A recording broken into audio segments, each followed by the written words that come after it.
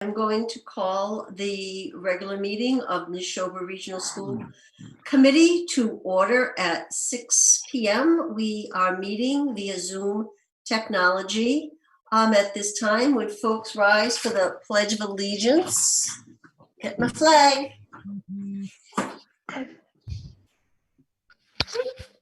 Oh, not prepared. Here we go. Okay.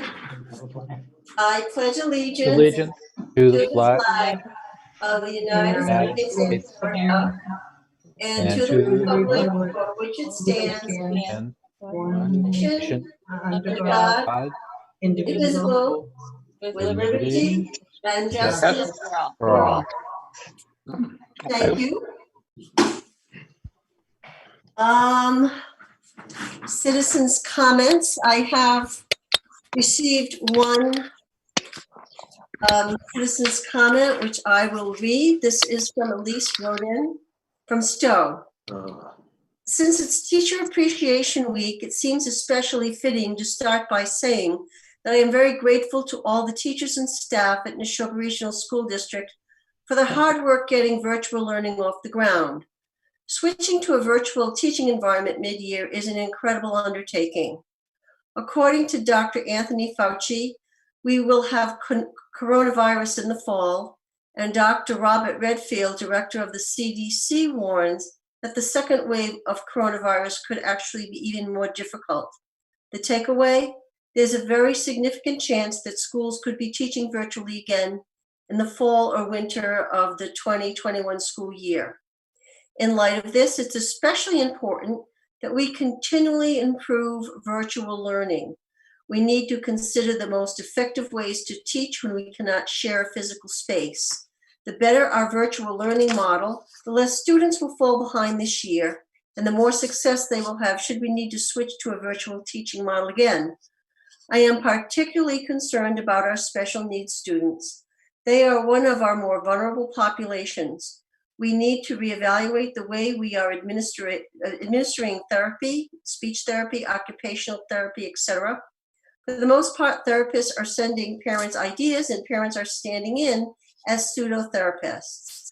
Parents are not therapists and don't have their specialized training. Even with support from the therapists, parent administered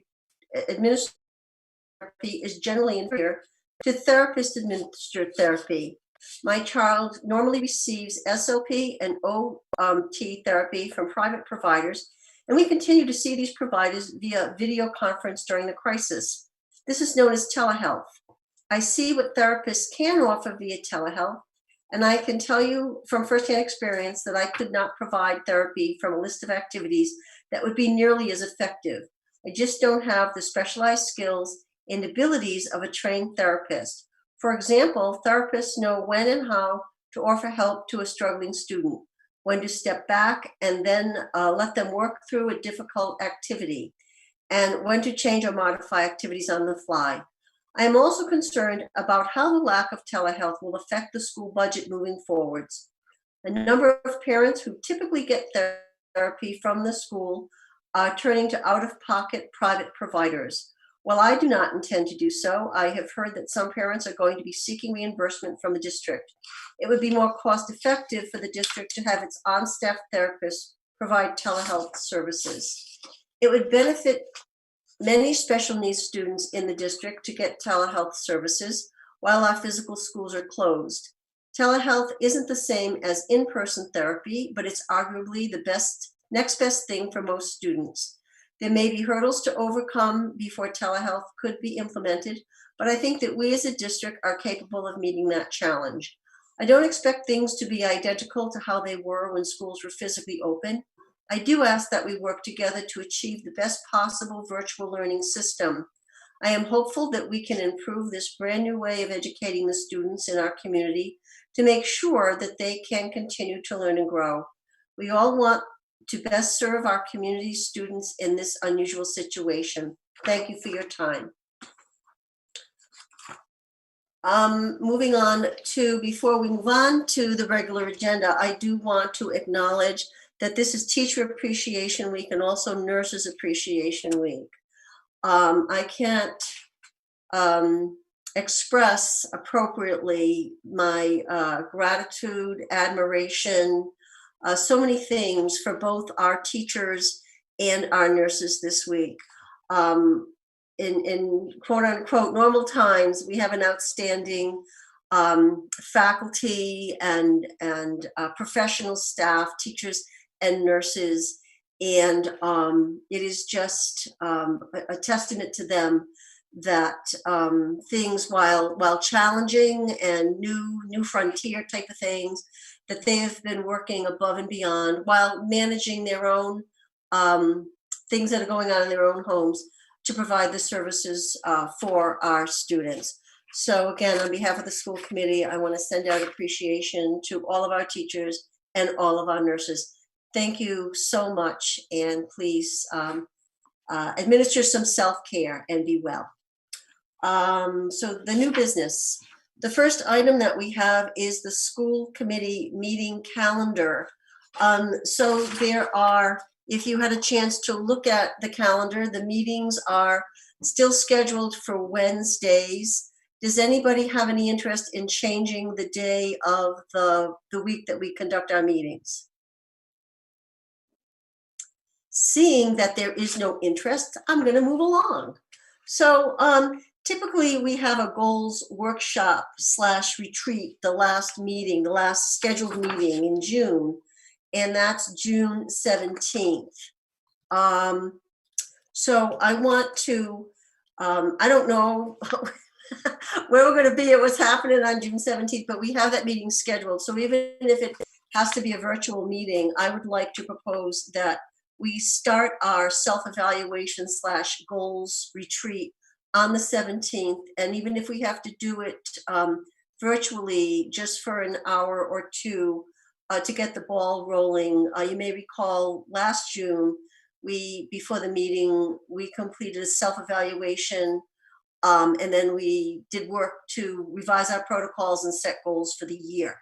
So does anybody have any feelings about doing it, if we have to, on the 17th, having a virtual goals meeting? Would that be okay with everybody? This is May 17th? No, June. June 17th? It's a scheduled meeting if you look at the Oh, calendar. right, sorry. Okay. So I just saw Leah's thumbs up. That's actually a good idea, Leah. So thumbs up if that would be okay. On the 17th of June to have a goals / is your thumb up, Joseph? All right, where's Steve? I don't see your thumb up. Okay, all right. All right, so let's plan that. And then as a follow-up in August, I have an August to be determined, perhaps the week of August 24th, and pick a day, but maybe we could do that on June 17th if that's okay with everybody. All right. So then I have for 2021, March 3rd, 2021, the school committee superintendent evaluation workshop. So Alita, could you add that? And I'll make sure we have Dorothy to do that. Okay. So if you've had a chance to review the calendar, does anyone have any other questions? So could I have a motion to adopt the 2021 calendar? Steve, I think you're doing the motions tonight. You got to unmute, Steve. Hello, Steve. Unmute. Attaboy. I move to adopt the 2020-2021 Neshoba Regional School Committee meeting calendar as presented. Second? Second. Who did that? I did. Okay, good. Joseph. All right. All in favor? Aye. Oh, Aye. Do we you have to, take- because we are virtual, do we have to do it roll call, yeah, Alita? do a roll call, yep. Oh, my favorite thing. Brett? Yes. Kathy, yes. Leah? Yes. Elaine? Yes. Mike? Yes. Mary? Yes. Joseph? Yes. And Steve? Yes. Okay. Moving right along. We have the Neshoba Regional High School update starring Steve Cullinane. So Steve, you have 5 minutes. Go. I don't need 5 minutes. I don't need 5 minutes at all. No, That's why I love you. Go ahead. first thing was the handbook. We kept the handbook relatively the same, just because we weren't sure what was going to be happening going forward. We'll naturally change the names around. Probably use the admin team instead of names because we're not sure what that's going to look like. Okay. The only thing that really changed in the handbook was some of the stuff that Lisa put in for the nurses, and they changed that to make all the districts the same. So other than that, everything would be the same. I think Okay. going forward into next year, being so uncertain, that's going to have to probably change to some extent, and I'm not sure how that's going to work because I don't think we're going to be in the same type of school year that we're normally going to see. So that's Okay. one of the concerns there. Our graduation group met this morning and they came up with a pretty good plan, I think, for graduation. Looking at June 14th is their first choice. June 21st will be the second choice. Ultimately, what they're looking to do is have a streaming video to some extent, but they'll have a parade through center of town. They're going to start at the Bolton office park and come through to the high school. Each car will drive up to the front of the building. We'll give them their diploma. The family can get out, take a picture there, and then they'll move forward. We'll do pre-recorded speeches and turn the whole thing into kind of a video that we can then present to everybody else with masks and have everything set up. But that's the tentative plan at this point. Now we're just trying to put it together. We're actually going to do on June 2nd. The senior students are going to come in because they have to turn in their books and they have to pick up their caps and gowns. They have to get their yearbooks and their transcripts and all that kind of stuff. We usually do that during our rehearsal date. But it'll ultimately, it works out perfectly because it's going to be kind of a practice for the coming through to do the graduation thing. So I think that's going to work out really well. We're very excited about that. We had parents and Jamie Tucker ran the committee for the graduation stuff. Parents, teachers, and students were all involved in putting it together, and they did a great job. So I can't say thank you enough to them. What else did I want to talk about? Some of the about prom. Wait, I'm sorry. Yeah, sure. Thanks, Brooke. The prom, we only have a junior prom. This year, the juniors didn't get their prom. The prom committee's looking at trying to do a senior prom in the fall, hopefully in October. They're looking at how we're going to make that work. So we'll have a senior prom in the fall and then a junior prom in the spring. Super. They're also they're trying to do a virtual prom. Some of the teachers are working on putting together some video stuff, and it looks kind of cool. So they're working to try to keep the kids involved in the stuff. There's some questions about the grading thing. I just wanted to bring that up real quick because the attendance stuff that we're doing is really for us. It's based on it's for the faculty to make sure if we don't have kids that are able to that are participating, we want to be able to reach out to them, find out what's going on with them. So ultimately, it doesn't count for anything. I've sent 2 or 3 things out to parents already with it. It is kind of confusing. If a student, they're only going to mark them on Monday for the previous week. If a student is given an A on that thing there, they haven't participated in that one class at all.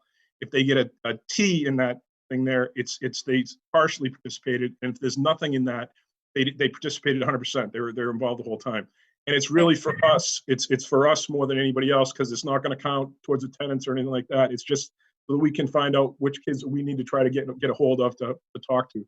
And it's been pretty good. I've been pretty happy with, for the most part, of the participation of the students. It's done okay. Okay, thanks. Brooke? Steve, can you also mention too, I know you and I have talked about the salutatorian and the valedictorian. Can you just touch base on that too, please? Sure, yeah. Both of those are based on 7 semesters. So that was already finished before we went out of school. So the first 3 years is 6 semesters. Then the first half of the senior year is the 7th semester. That was already selected. We let them know. I think I told you guys who that was. So that wasn't an issue at all with the closing and all that kind of stuff. So Good. Questions, Mike? Mike, you have to unmute. Tuesday meeting does that. Steve, I apologize if I missed this, but I'm wondering, how are we integrating the current model of evaluation with the first 2/3 of the year, which were much more quantitative? In other words, particularly at the high school where we keep track of things like GPA, how are we going to give them a final grade for a particular class? Their grade is going to, based on what the state guidance has been, their grade is going to be based on the first 2 semesters and then the first semester, and the second semester will be a pass fail, complete, incomplete type of grade. So there'll be two grades for their final grade? Yes, a first semester grade and a second semester pass fail grade. Yes. Got it. The colleges have been really, really understanding. They understand the problem when they're in the same situation that we are. To the extent that even the military academies have accepted that they're going to look at this as a blip in the radar, and they're usually not like that. They usually fight for everything, every little thing. So I think it's going to be okay. I think it's going to work out well. Thank you. Other questions? Leah? So you guys have decided to kind of, I guess my question is, Q3 was nearing its completion. And I know that some kids just need to get some momentum and their grade actually starts to climb. So Q3 is not going to be figured in at all, though? We're gonna accept missing work until June 1st for Q3.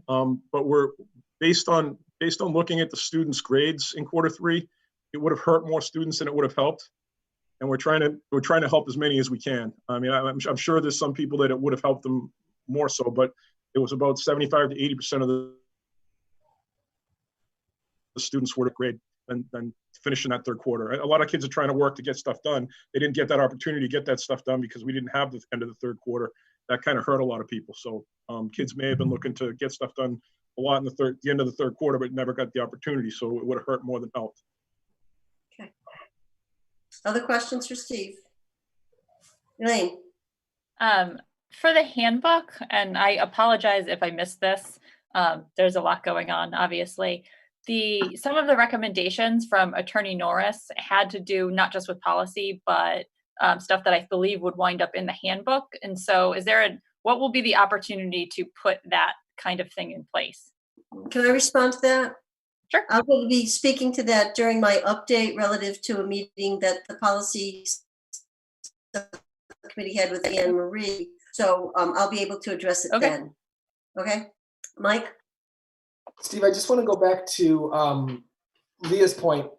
Has there been any thought given to the possibility of giving kids the option of whether to accept a numerical grade for their third quarter or a pass-fail grade for those kids that actually do kind of experience that upward climb in the second half of the year? We actually looked at that as well.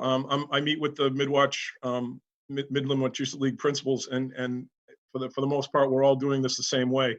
I know there's some outliers out there that aren't. I don't believe it would work in the transcript to have some kids pass fail and some kids with a grade. The math wouldn't work with it. Other questions? Leah? Unmute. Yeah.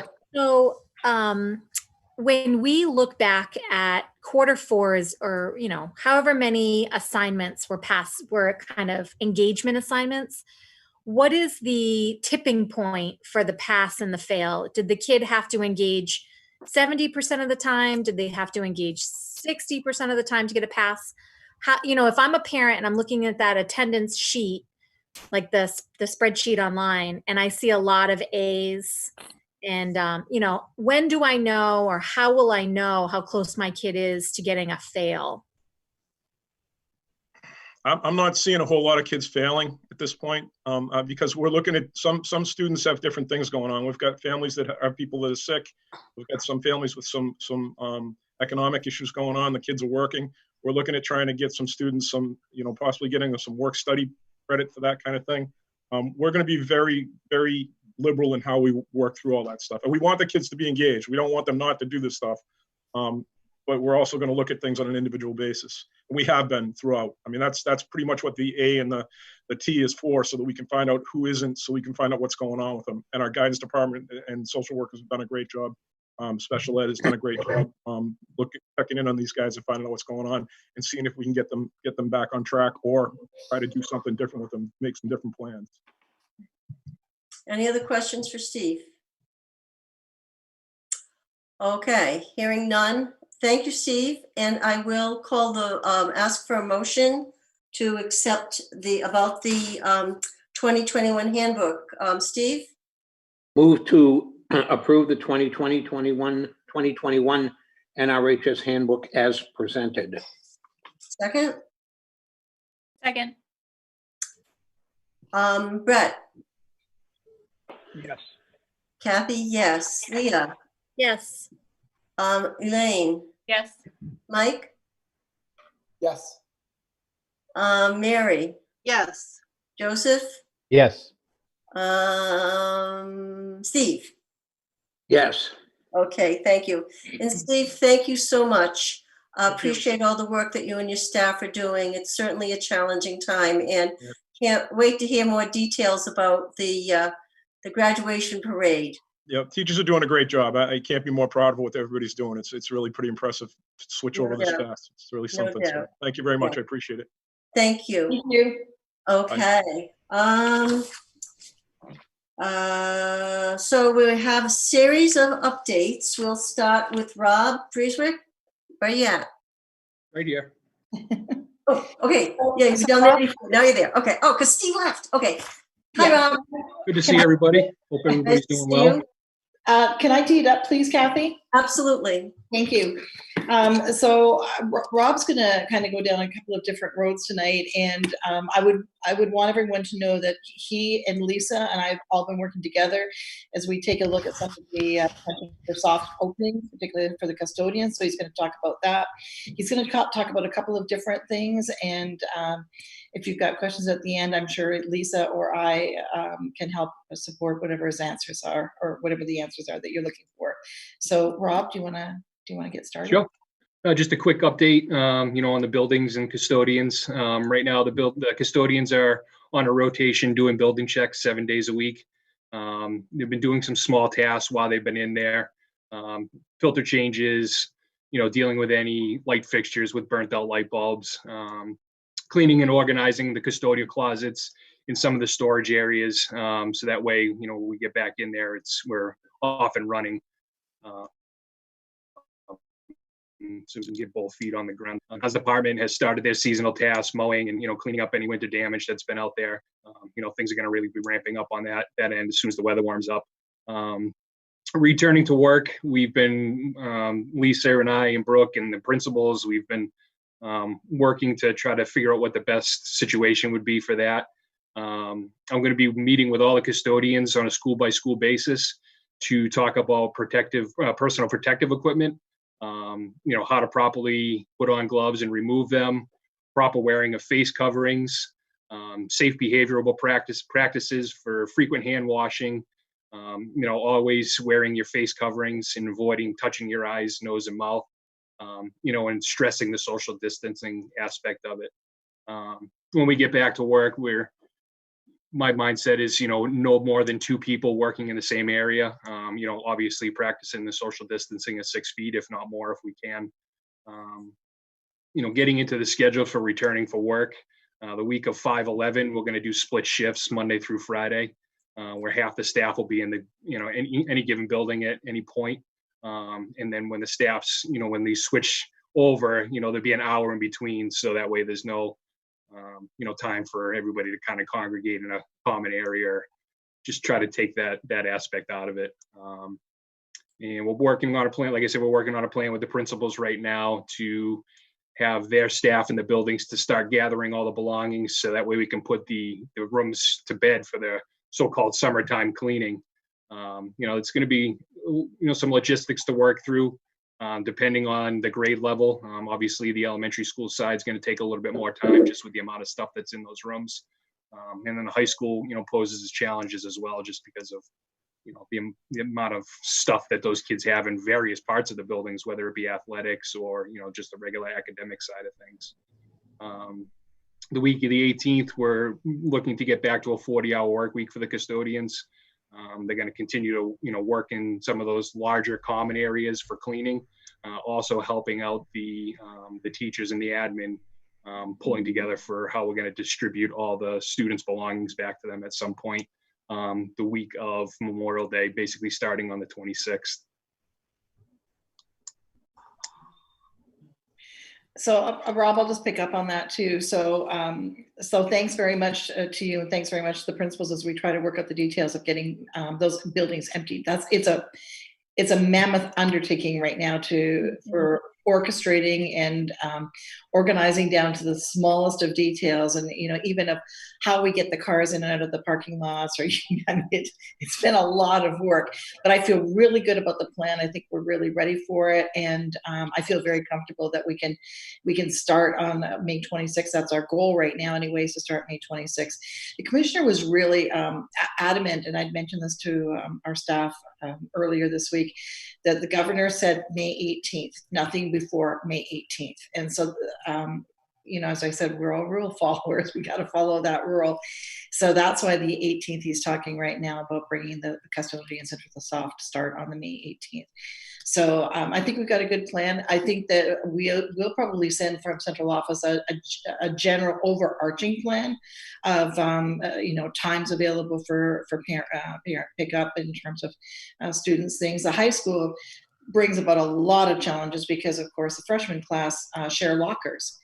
So it's not like you can even go into locker 200 and take everything out and know that it belongs to Sam Smith. It just doesn't work like that. So there are a lot of challenges for us as we talk through the high school. But I think we've got a good grasp on it, a good handle on all of it. So Rob, special thanks to you for all the work that you've done right through this whole thing, because you've continued to stay there. You've continued to monitor the buildings. We also got some extra cameras up that we planned as a project at some point in time this year, and this was a perfect time to do it. And same with the carpeting in the office. I'm really excited to see what that looks like. It's going to be absolutely gorgeous, I'm sure. So we want to thank the folks in the town of Bolton for approving that carpet at the last town meeting. So I think it's done, is it not, Rob? It's done. Yeah, it's done. Yeah. So very exciting. So thanks very much for that. The principals will send out notification, by the way, to the parents so that they know what to expect on the week of the May 26th. So that the specificity will come from the principals. Okay. Any questions for Rob?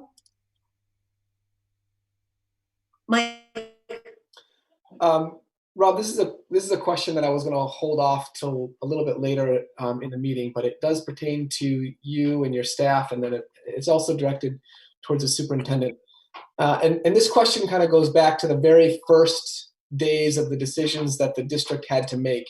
So this is a very broad question, but I'm wondering, under what circumstances are we mandated to follow the guidance from the state, and at what under what conditions or at what point are we free to make localized decisions that are best for our own district? And some of those decisions the Commonwealth of Massachusetts can't realistically anticipate. So where is that line? And when can we say we're going to do this for Neshoba Regional, and that may or may not be in line with state guidelines or even suggestions?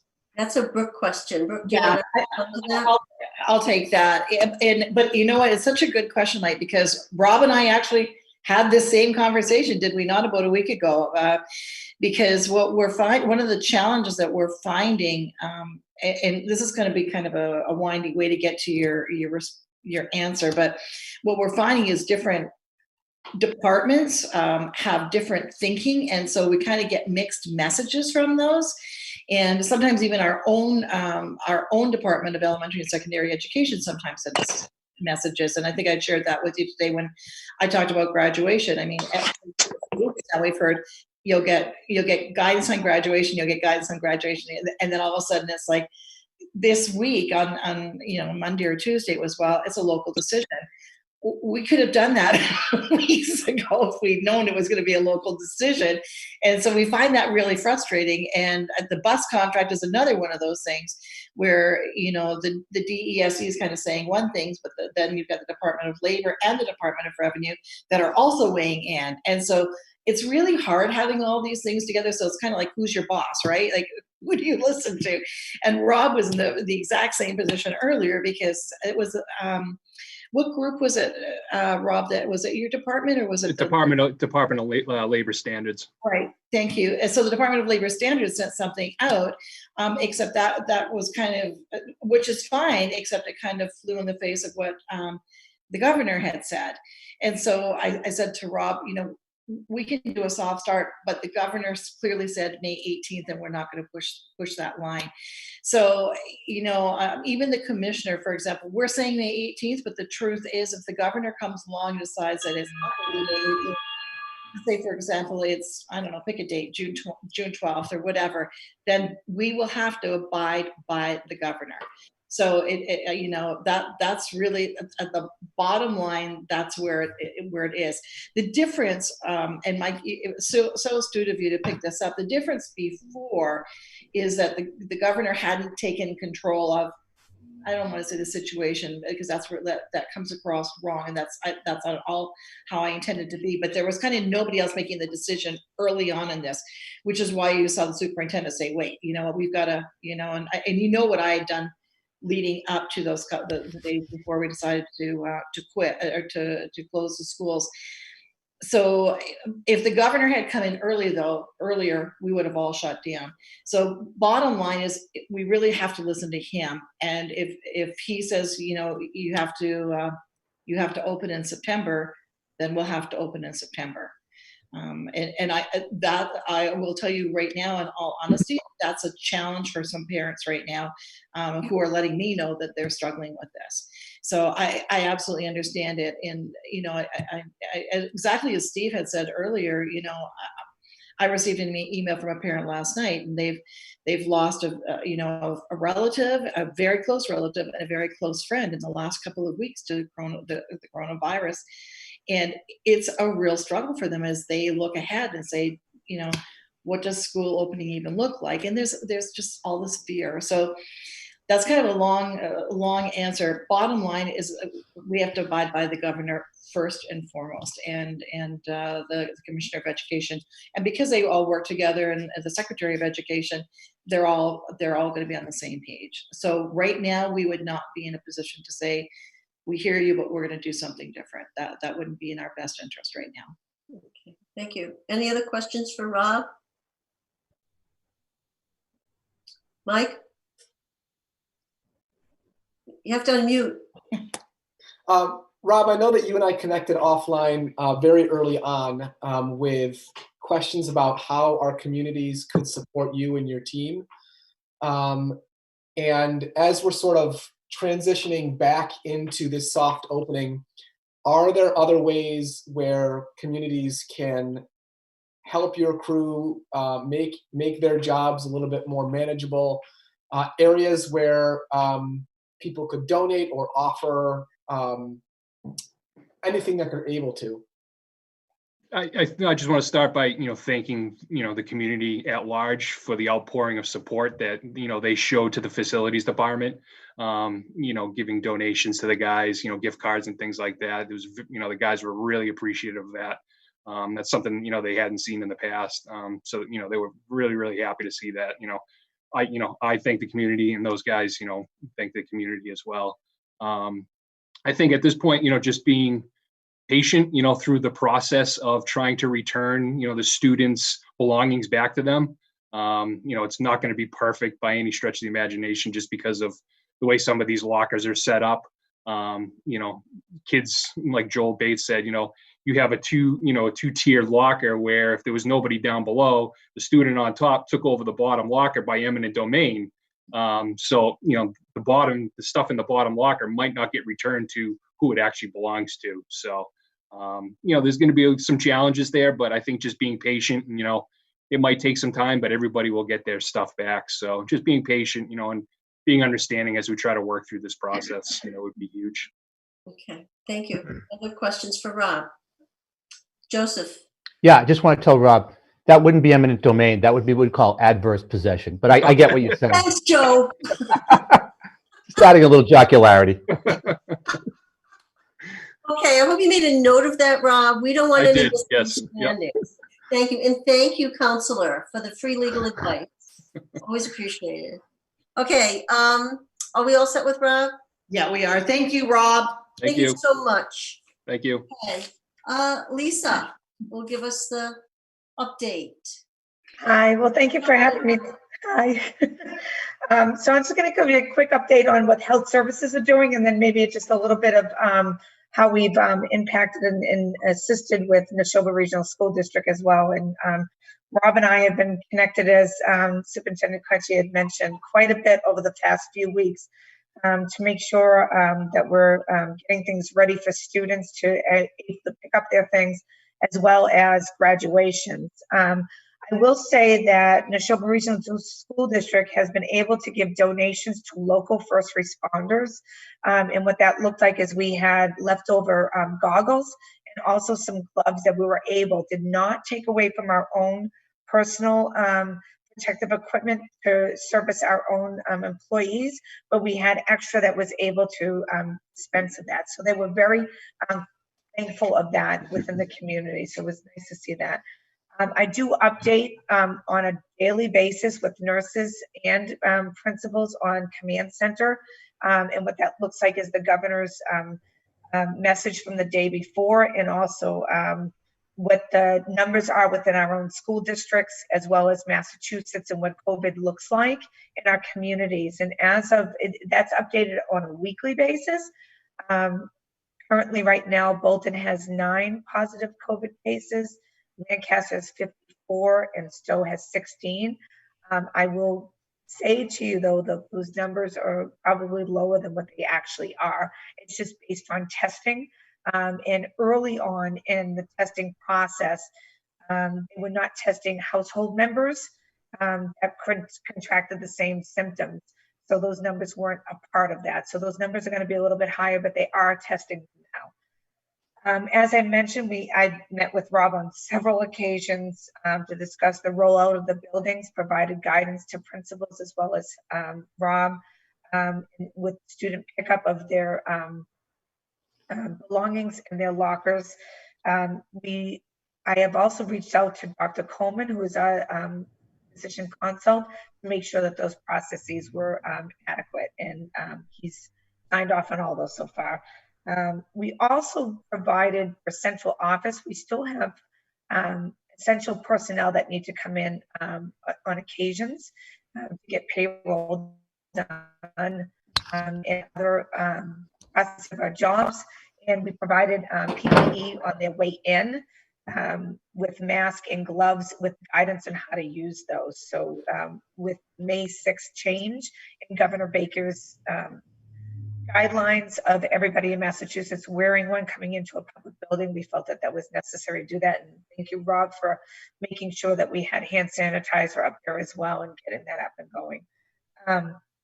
I've met with the committee this morning at the high school to discuss, and I unfortunately had to only spend a half an hour with them. So I didn't realize when Steve said that they came up with somewhat of that second plan. I gave them all the guidelines, again, from Governor Baker, DPH from the last guidelines that I just sat in on yesterday, and gave them just guidance of what they wanted. Originally, they wanted a gathering of cars at a fairground, and as of right now, that is not under the governor's guidelines to do, because it would be more than 10 people. So I'm glad to hear that I wasn't in on that. They made some changes to the graduation, so it was great. I want to point out, for those that have not heard about it yet, if you have not, there is scams already. So the community tracing collaboration, which is the CTC, that is, there's 1,900 volunteers that are doing that across the Commonwealth of Massachusetts right now. So they're helping local boards of health trace people that are COVID-19 positive and ones that were in direct contact.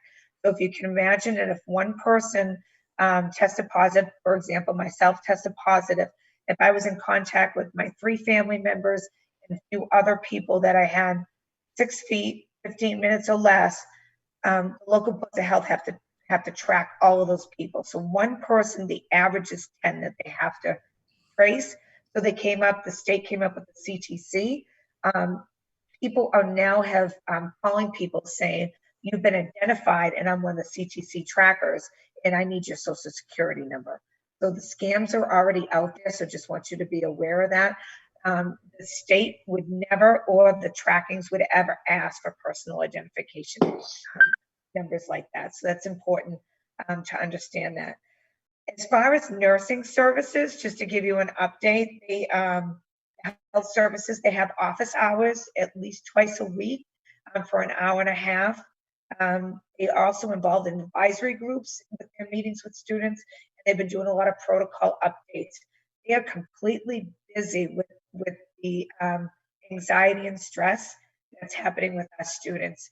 They are reaching out daily and sometimes all day long with emails with people that are just struggling with students and parents as well. So they've been very busy on that aspect.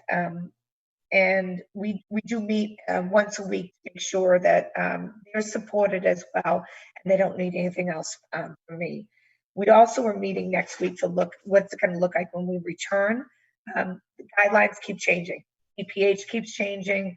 As Brooke had mentioned, Desi, it's just evolving on a day-to-day basis, and we're just trying to keep ahead of it.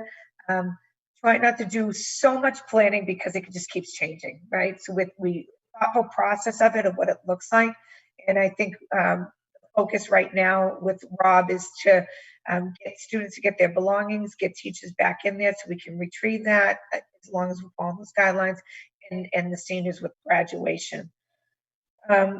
Looking at Massachusetts still, when we look at COVID-19, just as a quick update, Massachusetts is still in the red. There's 3 different zones. We have a green zone when you're clear. We have an orange zone, we're almost there, and red, you're still way, we're in the hot zone. So when you look at how New Hampshire has lifted a little bit a week before us, they're in the orange zone, which is why they're starting to phase out phase 1 of letting its non-essential businesses open up. Massachusetts still remains in the red. We're still only at essential services, but the governor, with hopefulness of the data that keeps tracking, that will be out on May 18th, go to phase 1. Phase 1 could last a long time. This is not, it's a 2-week. It's all based on the data. If the data stays where it needs, continues to go down, phase 2 then can open up after 14 days. If it stays flat, I would imagine that phase 1 is going to stay. That's the reason why they put the mask on everybody as May 6th. We want to make sure that that stays flattened. We want to make sure that we're protecting those to not get it from us. So make sure that everybody understands that the mask does protect us a little bit. It's mostly to protect others from you when you have the mask on. So if you're an asymptomatic, meaning you have no symptoms, which we know there's a high percentage of those people out there, if we're wearing the mask, we have it and don't know it because we have no symptoms, we're not going to transport it to somebody else or cross-contaminate. So that's where, and there's 3 criteria. I'm not going to get into all the details of that, but that's what's going to happen with the rollout of the phases. Any questions? And Brooke, did I hit everything that you wanted me to hit, or do you want me to go further? Like, I could talk all day. I know. No, please. I think just so you know, Lisa, I have on occasion forwarded the on-command notes, sent notes off to the school committee. I don't do it regularly. I just do it every now and again, just so that they can see. But yes, you're so diligent about making sure that we have those notes every single morning. As soon as I wake up, it's the first thing I take a look at, and I'm really appreciative of it. And I'm appreciative, Lisa, and I know I've said this to you so many times, of your efforts with this, and even just keeping our, our nursing staff buoyant through this, because I know what a challenge it is. And to your point, we are now seeing, and it kind of, as I was alluding earlier, to parents that are really struggling right now. And we have a number of health workers across the school district as well, who are parents who are health workers. They're struggling right now, and we're seeing all of that kind of coming through, and we want to take care of them. And I think, I thought Steve did a really good job tonight too of articulating, we're looking out for those kids, especially those kids that we see are struggling right now, not engaging and whatnot. So, but your nurses, I know, have been calling. They've been connecting with kids like right from like day one when this first started. So hats off to your team, and happy Nurses Appreciation Week. Thank you. We thank you so much. So I think you hit on everything I was looking for. So thank you so much. I appreciate it. I don't know if anybody has questions. For Lisa, I'm sorry, can you repeat that? other questions? Oh, sorry. Joseph, unmute. Thanks. Nope, you're muted then. Still muted. There you go. I apologize. It's not a question, it's more of a comment, and it was based on the figures that Lisa provided. And I will just throw this out to my fellow Lancaster reps if I'm mistaken in this regard, but I think our numbers are skewing a little bit higher in Lancaster by virtue of the fact that there's a care facility that had an outbreak. So that was, I just wanted to just point that out for informational purposes. So. Okay, thank you, Joseph. Other questions for Lisa? Lisa, I want to thank you for the work that you're doing, and this information is, and I know that how diligent the nurses have been and the other health workers in the district reaching out to families, and members of the committee have expressed concern about people that are struggling, people who are juggling with teaching and working and then taking care of their own families. And that update, the command center update, I think is incredible. I read it when we get it, and it's just so much information, good information. And but thank you for your leadership and for all the work you've been doing during this time. Thank you. Thank you. Thanks, Lisa. Okay, Lisa, thank you. All right, Tom. Good evening. Thank you all for having me tonight. This is one of my favorite topic to talk about, so I'll try to keep it brief. First, I'd just like to thank Brooke, Todd, Pat, and all of you for your support during this time. It's been a little crazy, but you know what? We're doing great things in the school nutrition department, and we're pretty proud of what we're doing. But we couldn't do any of it without your support. With that being said, last Friday, the governor proclaimed May 1st as Super School Lunch Hero Day in the state of Massachusetts. For all those school lunch heroes who are on the front lines feeding our kids. And I think the students of our districts are our most precious commodity. So I think that was very well done by him. And we were very excited to participate in the state's programming on Friday, May 1st. We currently, one of my dogs just picked up a chew toy, of course, and is squeaking it. I think my wife's taking care of that now. So we have 17 of our 21 members of our school nutrition team actually coming in to feed our students on a regular basis. So we're pretty lucky that only 4 of our employees aren't able to come in on a regular basis. But they're keeping up very well with online trainings, and they report to me as soon as they're done, and we're able to download their PDPs and things like that. So that's going very well. Also, I just kind of want to talk about serving the meals in general. We're able to do this because the USDA has granted the state of Massachusetts a waiver in which all districts can either operate under the summer school meal program or seamless summer operation.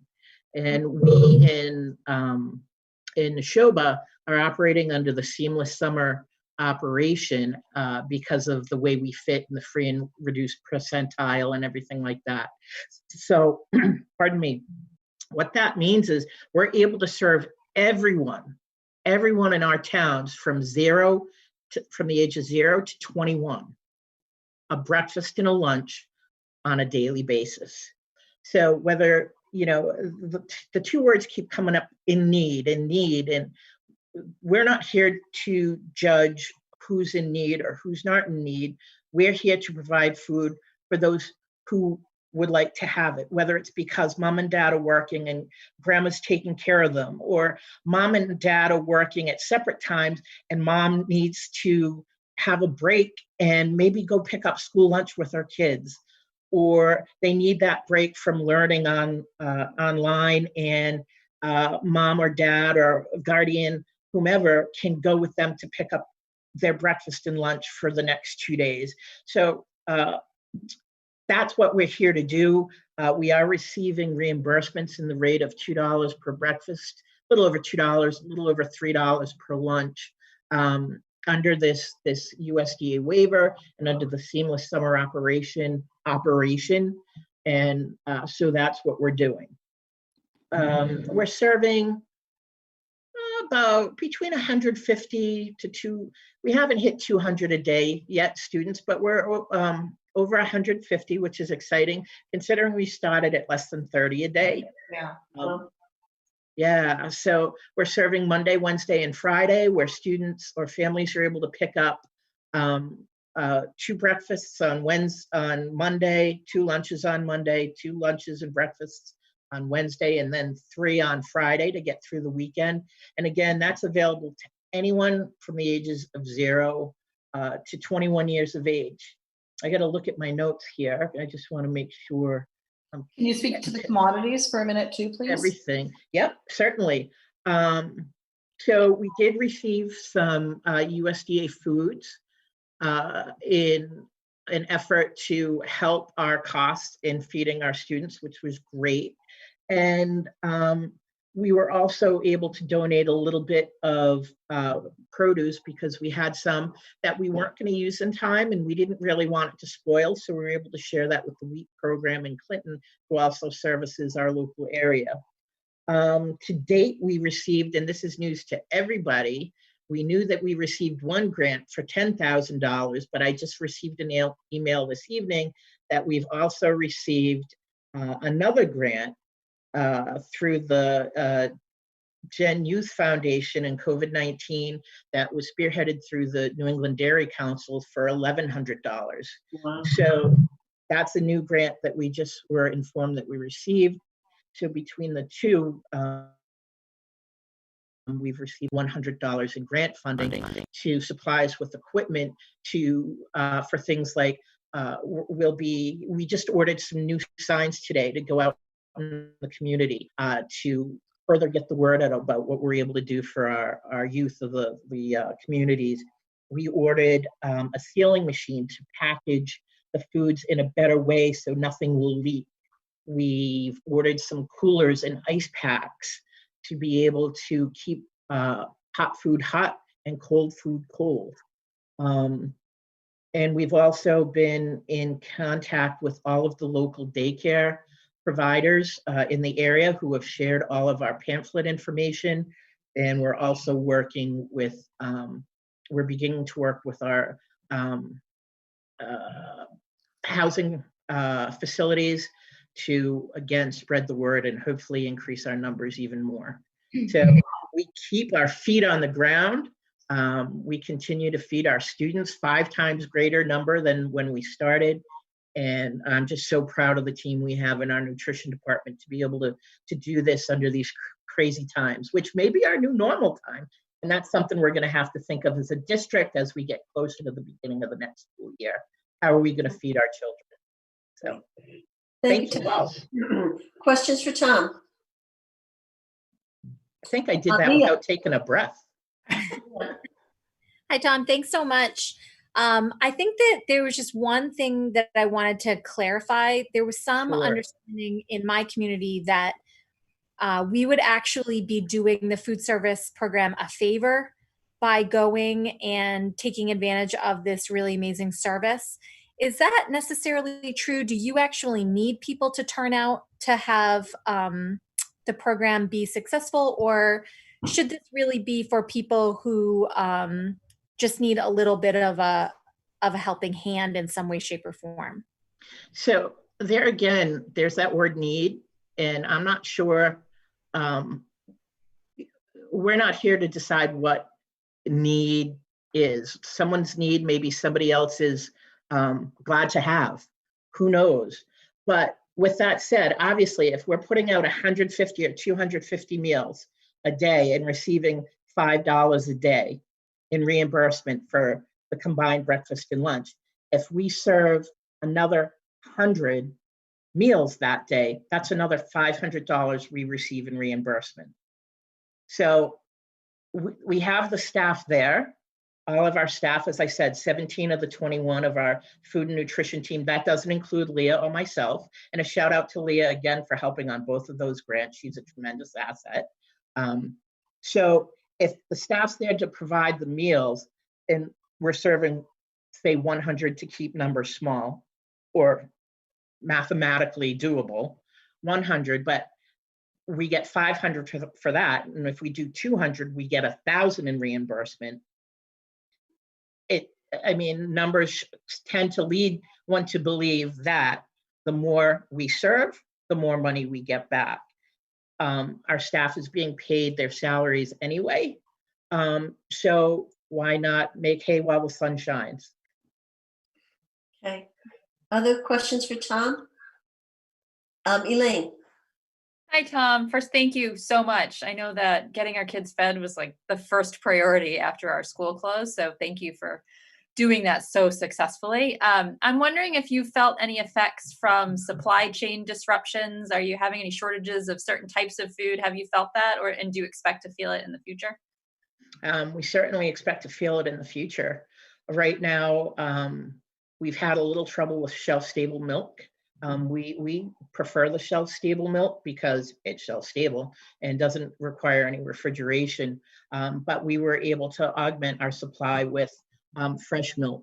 And there's actually some new word on the street, for lack of better terminology, that we may be able to receive some bonus fresh milk because there is so much milk in the pipeline right now that farmers are actually destroying it on premises rather than bringing it to places to have it made drinkable. So now I'm working with New England Dairy on that as well, and hopefully we'll be able to bring more fresh milk into our program and maybe even help other programs, again, like whether it's the Stowe Food Pantry or Wheat or any local organization. We'll be happy to store some of that in our refrigerators to help them as well. But as we know, meat plants are closing. Yeah. If you walk into the market in the Berlin-Hudson line there, to remain nameless, their meat shelves were empty yesterday. They were waiting for truckloads. We're going to see that as well. It's only a matter of time. I'm sure big cities like Boston and Worcester are finding it to be part of their daily routine now. We're just a little bit behind them because we're not serving as many students. Okay. Thank you, And Brooke. it's definitely going to affect our next year as well. Thank you, Tom. Brooke?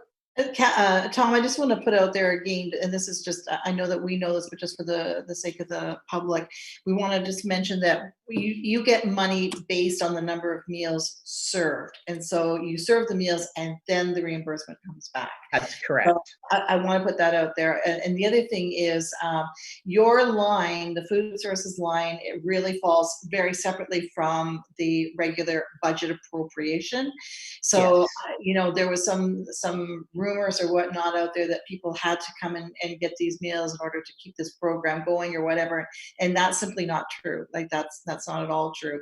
And so, and the other side of it is, not only, and I just want to repeat this, he mentioned that we're receiving special reimbursement right now for these meals, and we've received special commodity shipments to help. So I think the food services is in a really great place right now.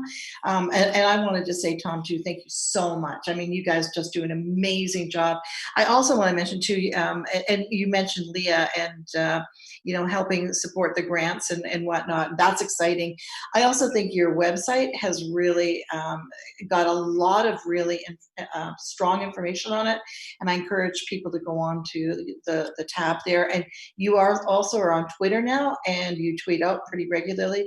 So if you can follow them on the nutrition regional services, is it the nutrition services? Is that what it is? Yeah. Yes. I when you just follow, you click it once and you don't think again, right? I know, that's I did the same thing. I'm like, Yeah. Anyway, do follow them if you can, because there's always a lot of really good information that he puts out on Twitter too. So Tom, thank you so much, and thank you to your staff. Just so respect and appreciate everything you bring to the table right now. Thank you. Okay, I think Leah has a question. Just really quick, Tom, should people pre-order? Is that useful for you guys? we don't have that set up right now, and we really haven't had the need. So no, we're producing enough food and have enough food on hand that should there be a new family, or should there be 10 new families, we're still able to make those accommodations for them on a daily basis. But we're always happy to hear from families, both pros and cons. We'd love to hear any communication from parents who have any questions. They can email me at thoule, that's THOULE, at nrsd.net, and I'll be happy to answer any questions they have. Thank you. Any other questions for Tom? Okay, Tom, thank you so much, and keep up the good work. And just the takeaway to sum up, anyone who is interested in getting the meals should just contact you, and we are reimbursed for every meal that is served. And we have about $11,000 in grant money that you were able to secure for us. So thank you very much, Tom. And thanks to your team as well. Thank you. And no need, if they can't reach me by email, there's really no need. They can just go to one of the sites and there'll be food there for them. Thank you. Very good. Thank you. Okay. Joan, we're going to get an update on special education. First of all, thank you so much for the information that you sent. It's part of the meeting materials. And so if you could give us an overview of what's been going on for our special education students. Sure. I really want to thank you for providing me with the opportunity to share the remote work that we've been doing by the special ed team tonight. This team really continues to energize me. There's a lot of support in this department. I never realized how big this department was until I started setting up Zoom meetings with them. But they are certainly up for the challenge, and not only supportive of each other, but really feel the support of this team. Anne Marie, Brooke, Todd, Pat, I mean, they always feel like there's people to turn to. So I can't thank you enough. And, I personally connect with a lot of things that are going on. I live with an essential worker in my house who leaves the house 12 to 14 hours a day. I have a teacher daughter who is teaching remotely in her second year. So you can imagine the calls I get at night because she's just learning how to do this. And my youngest is part of the class of 2020. So there are some real challenges on the home front here.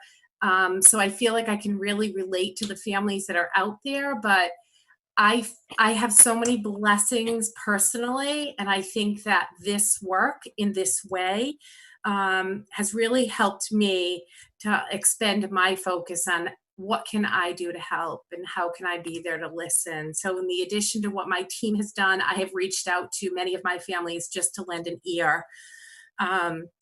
I can't express in words the energy, support, and dedication of the team I work with. First and foremost, the creativity of our teachers to engage students in a variety of modalities is tremendous. we recognize as the department that remote learning is not our preferred method to work with our students. However, we've learned so much about how to do this work thoughtfully in a very short time frame.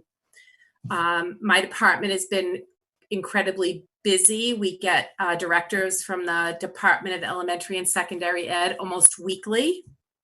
So that has led to the development of 12 program remote plans. In addition, we did remote learning plans for our elementary and middle and high school inclusion students. We have students that are out of district, so we spent a lot of time with those schools making sure there are remote learning plans for our students that are out of district. For those that are closed, there are some that are open. This past month, we sent out 600 letters to describe our remote learning plans to our families. We've instituted weekly consults by grade level. We have weekly consults by program level. And we have done parent consults as prescribed in students' IEPs. We've completed progress reports in addition for the trimester. In preparation for a longer school closure, we also developed a protocol for virtual team meetings. So we did mock team meetings last week to make sure we had all of the pieces that we needed to, including electronic signatures. I put all the team chairs through a training to get all the electronic signatures done and allow our families to understand how to sign in and how to electronically sign. And so now we have set up over 100 virtual meetings district-wide. We probably have 100 more to go, but in 10 days' time to have 100 meetings scheduled can tell you about the dedication of the team chairs in this district. So tonight, I really want to highlight some of the work our educators have done, because I think a video or a picture is worth 1,000 words. So I sent you some samples earlier. I hope you'll look at them with IEP goals, with examples of the types of things our service providers are providing, with visuals. But tonight, Dr. McGuire, are you ready? He's going to help me show you some of the work that's happening. So individually with students, with groups of students, and how our related service providers are providing services to our students. So I think the first video that we have is Valerie Bayranovan. She is a speech and language pathologist, and you're going to see a videotape of an individual lesson that she's providing for a student in one of our programs. So I'm going to let Todd share his screen. Can everyone see that? Yep. Yep.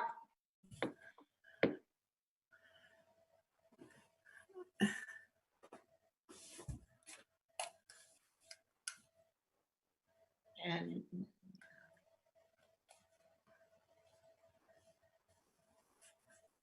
now, Todd, do you have sound?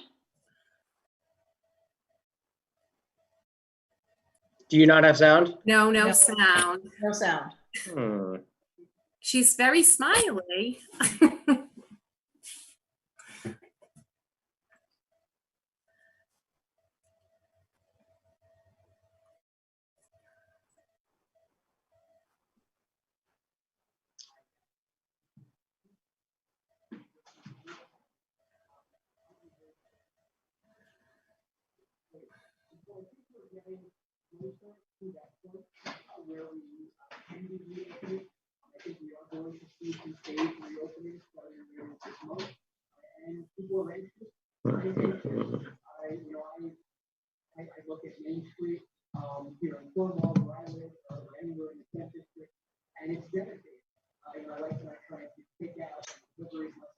Let's try this again.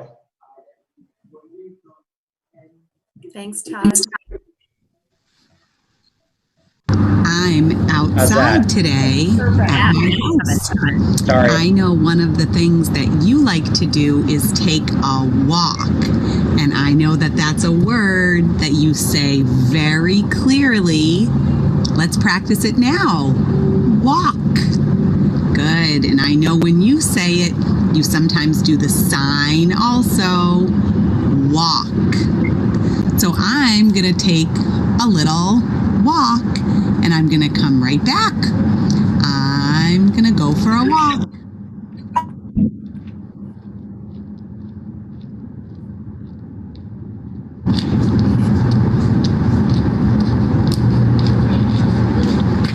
And I came back. I just took a little walk and it made me happy. I like being outside. And today is sunny. If it's a rainy day, then we can't go outside because we would get all wet. But today is sunny. So I can take a walk. Maybe you can pause. Go again. So you Yep. So as you can see, Val is using some keywords that the student already knows, and she's also doing sign language to communicate with the student through her individual IEP goals. So I just wanted you to see a snapshot of that.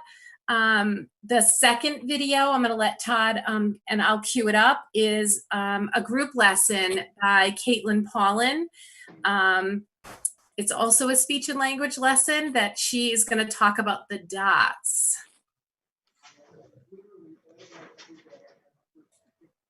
And you'll be able to watch all the video if you'd like to go back and watch it. I just know I'm on like a timestamp tonight, so. I'm more stressed out about these clips for you than I am about anything else. I'm sorry. You It's volunteered. okay. No, I just thought want you volunteered to help me. I did. I just want to make sure they're all working. So I think we're Okay. good with them. I think we're describing dots, correct? Yes. Okay.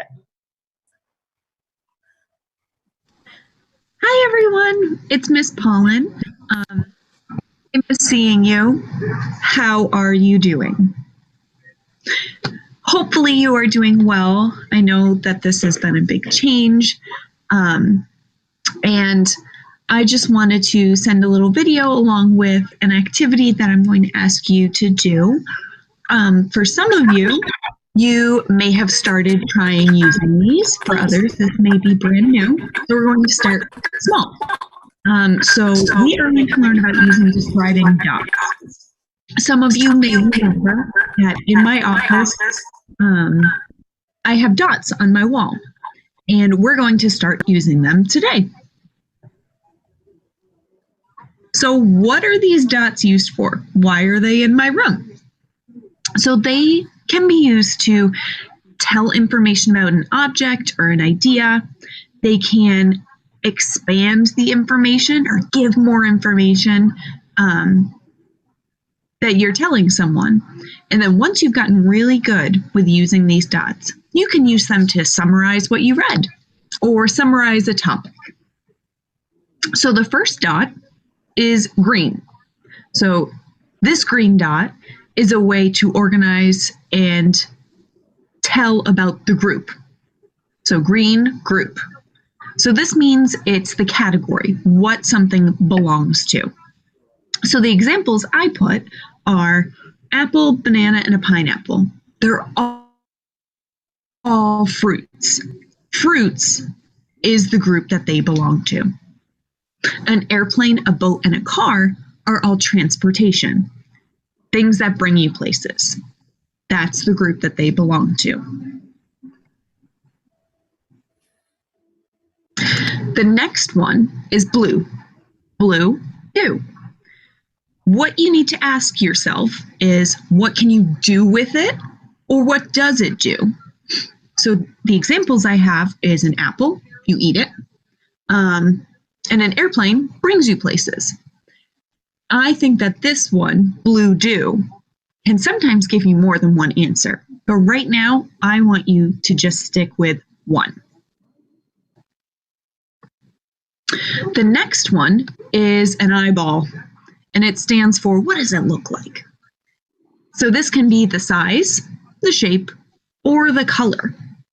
So for example, a tree can be brown and green, and a cake is a circle. So that's a shape rather than a color. So now let's put these three parts together to describe some pictures or objects that I have. So the example I have are grapes. So the group that it belongs to is fruit, right? It's not transportation, it's not clothing, it is fruit. What do we do with it? We eat grapes. It's not something that we drive, it's not something you wear on your head, you eat them. And the last one is that eyeball. That stands for what does it look like? So the picture I have here, it's kind of a purpley red. So I put both colors. It's purple and red. The next one for my example is a sneaker. So the group that it's a part of is clothing. It's something you wear. Ooh, I gave the next one away. So blue, do, you wear it. And finally, what does it look like? So this particular sneaker is black and white, but I also did the size.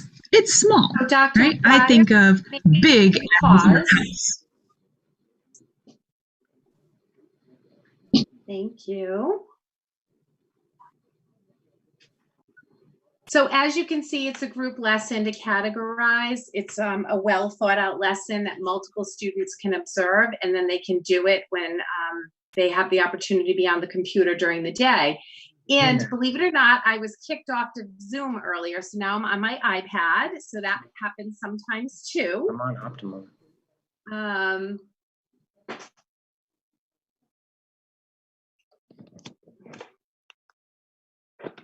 Oh my goodness, this is not working either. Come on. Sorry, I keep getting booted off for some reason. I apologize. So the third is a short movie review from one of our school adjustment counselors. She came up with a way to demonstrate feelings by doing a movie review. So maybe Todd, you could play a little bit of that.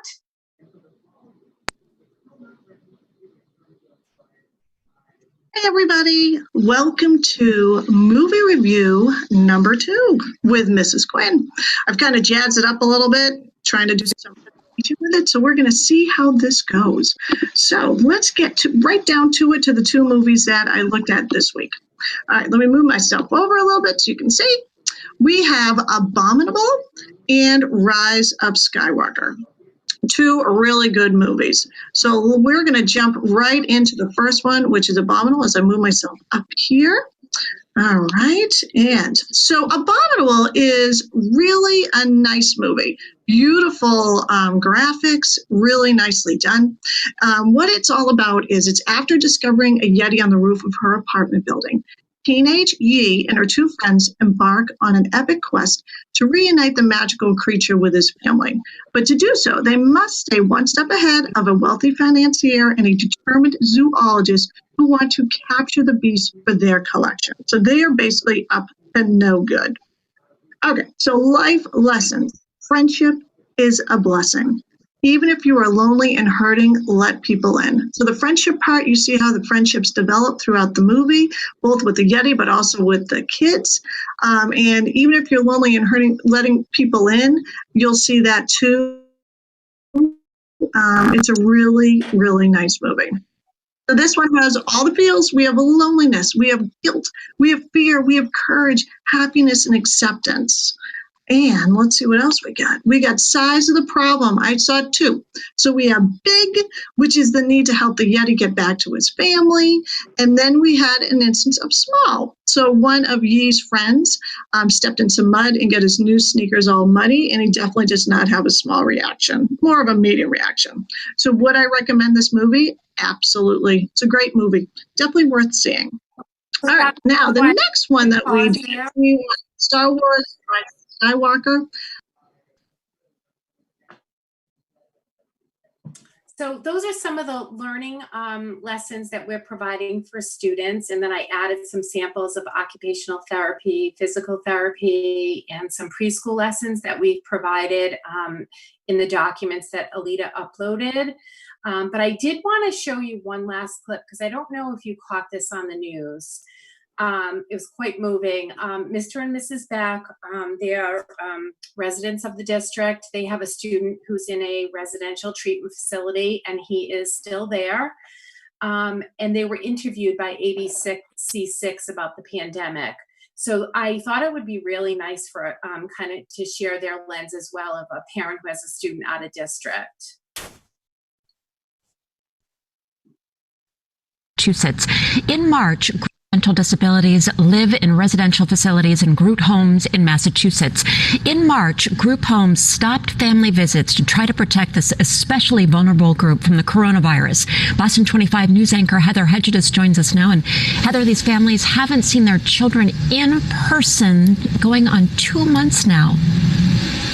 Really unbelievable, Sarah. Everybody here is making huge sacrifices in an effort to try to keep coronavirus out of these residential facilities. As you can imagine, it is a strain on the children, a strain on their parents, and a strain on the staff, many of whom at this Southborough facility you're about to see actually volunteered to go into these residential facilities in an effort to keep these essential services going for students who need them most.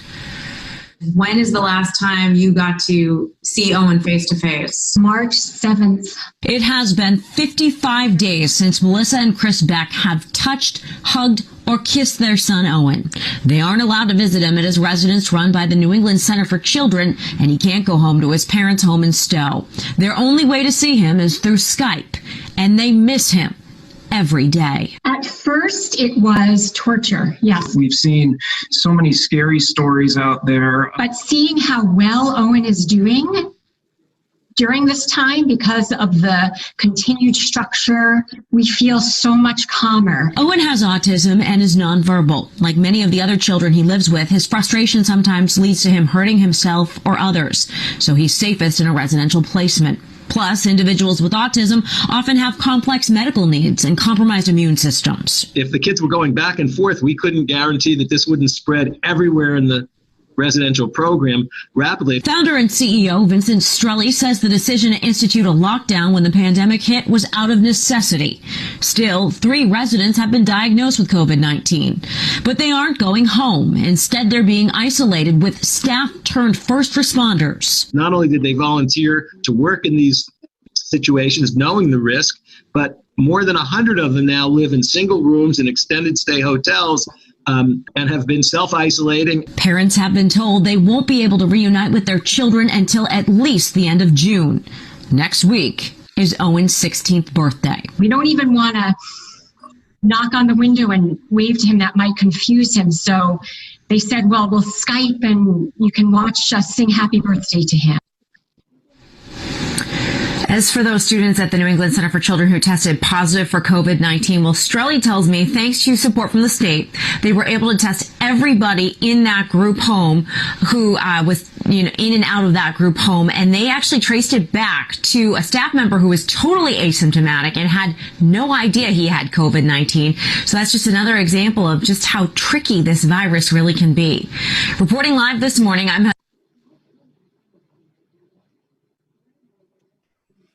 So I want to thank Mr. and Mrs. Beck for sharing their experience, because I think that, they reached out to Ann Nealon, who's the out-of-district coordinator, and shared the news and said that how blessed and thankful they were that Owen is with people who care and love it. Their hearts really go out to those families who have children at home.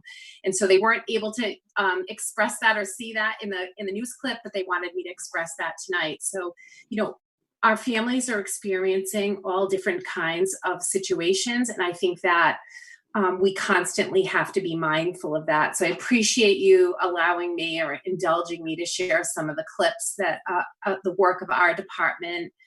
And I know tonight I really focused on our related service and our out-of-district placements, but I want to highlight our special ed teachers as well, because our high school learning center has 71 students signed up that are accessing information and support from special educators.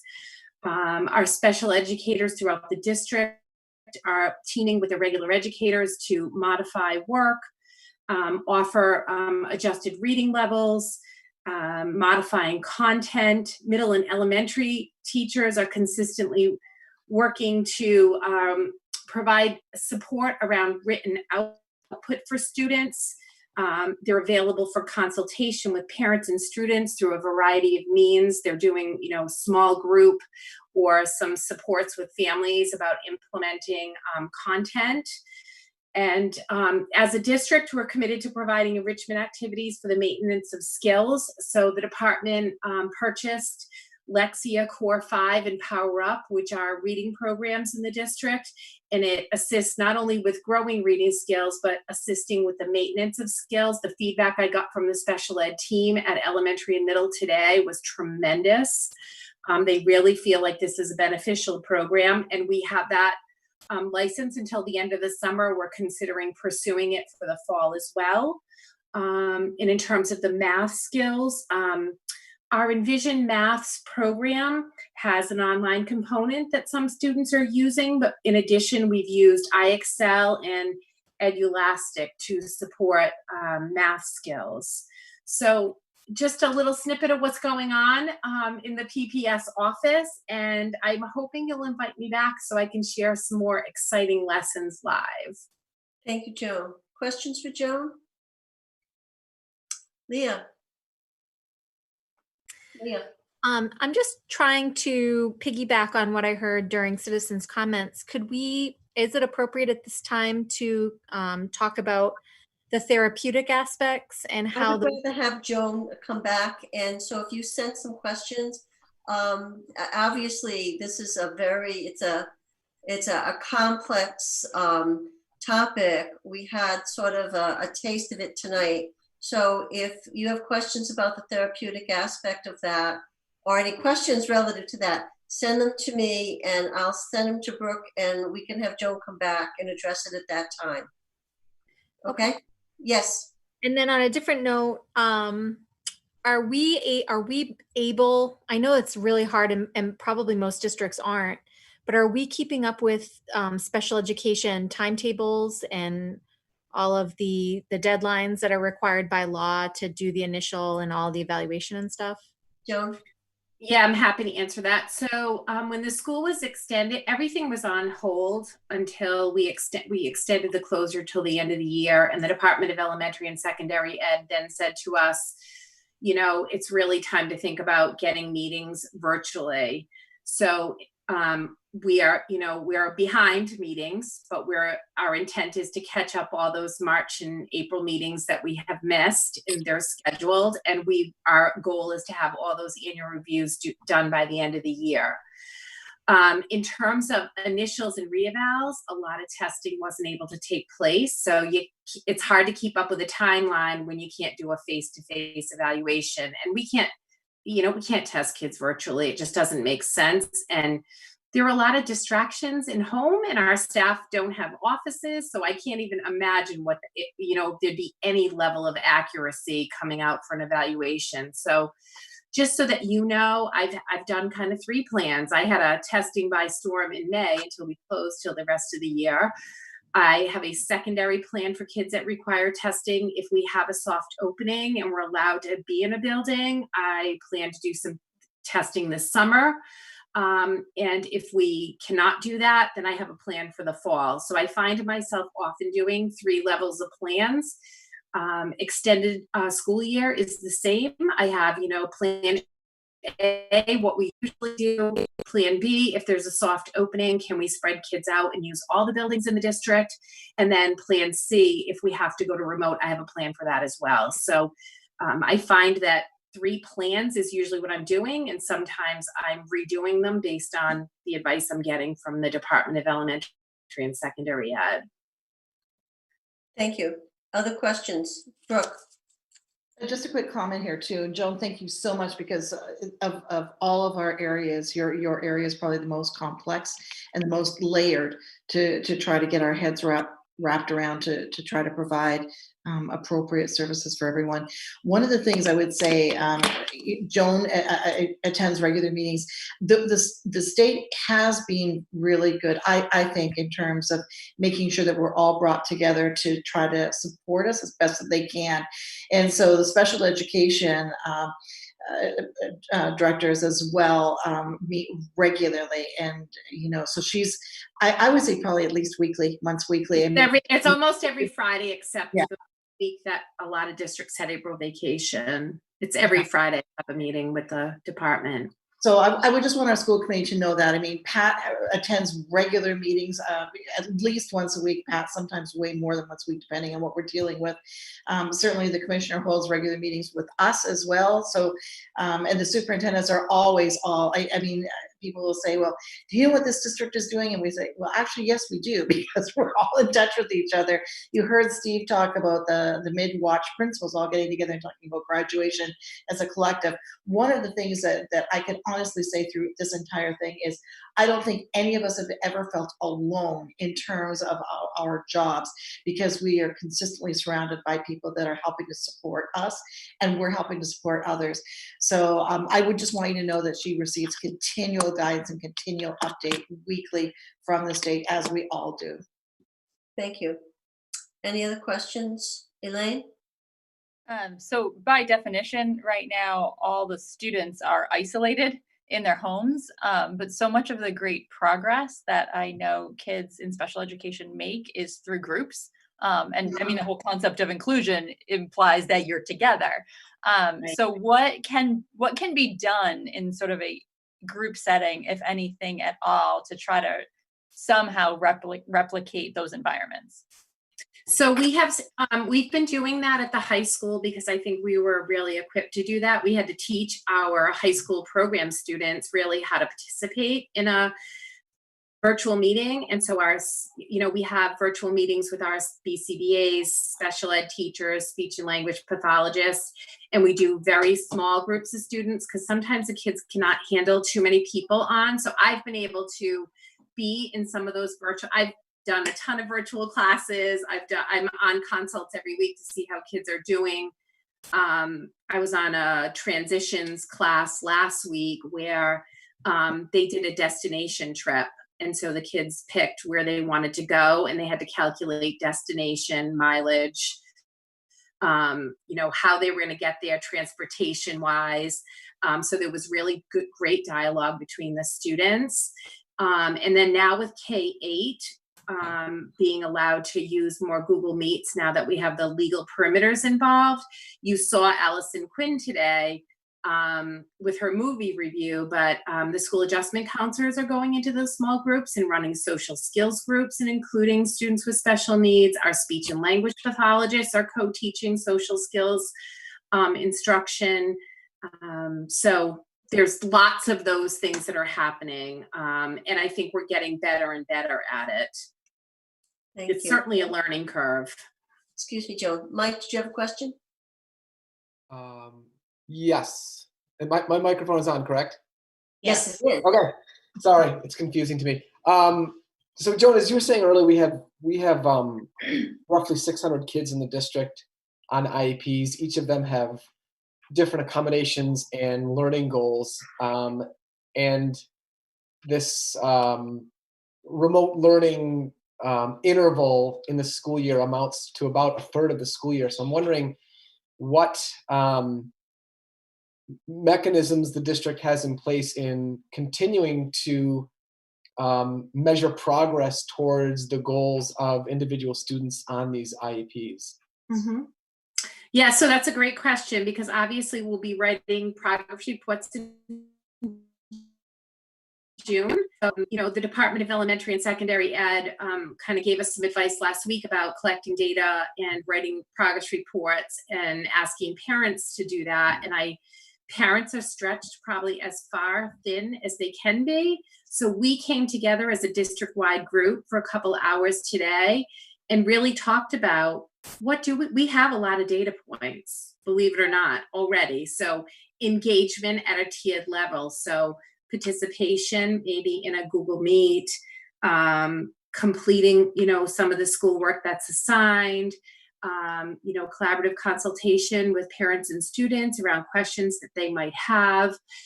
We get some natural data from Lexia and from Envisions and IXL around participation and accomplishing goals. Oh my God, there's a ton. They put together a 2-page list of data points that they have. Communication with the teacher of how they're doing. communication with parents who have reached out, not only us reaching out to them, but who's reached back to us, and how we've supported them through some of the content. Some of our teachers are doing actually video demos because, you know, we don't teach math today the way we learned it, or at least the way I learned it. I'm kind of old. So, you know, really doing some demos about what those different math concepts look like, that meaning behind the numbers that I certainly did not learn math the way we teach it. So it's been a relearning for me. So there are a lot of data points we've been able to put together in order to reflect progress. So I will also say to you that families also have situations, right? We have some families that are essential workers. I have families that, you know, there are doctors, there are nurses, and parents are doing the best they can. So we're looking to support them around getting essential work and concepts done the best they can without feeling incredibly stressed. Because I think trying to balance a 12 to 14-hour day and then, you know, maybe have a break on the weekend, or maybe you don't, and then trying to teach your child during that or find childcare is incredibly challenging.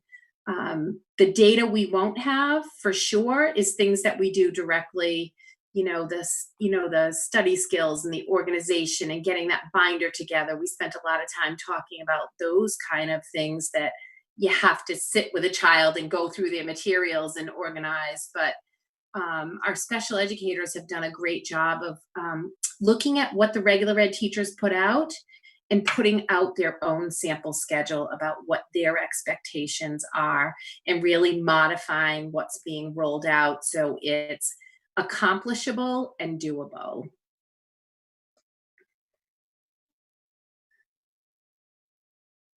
I think.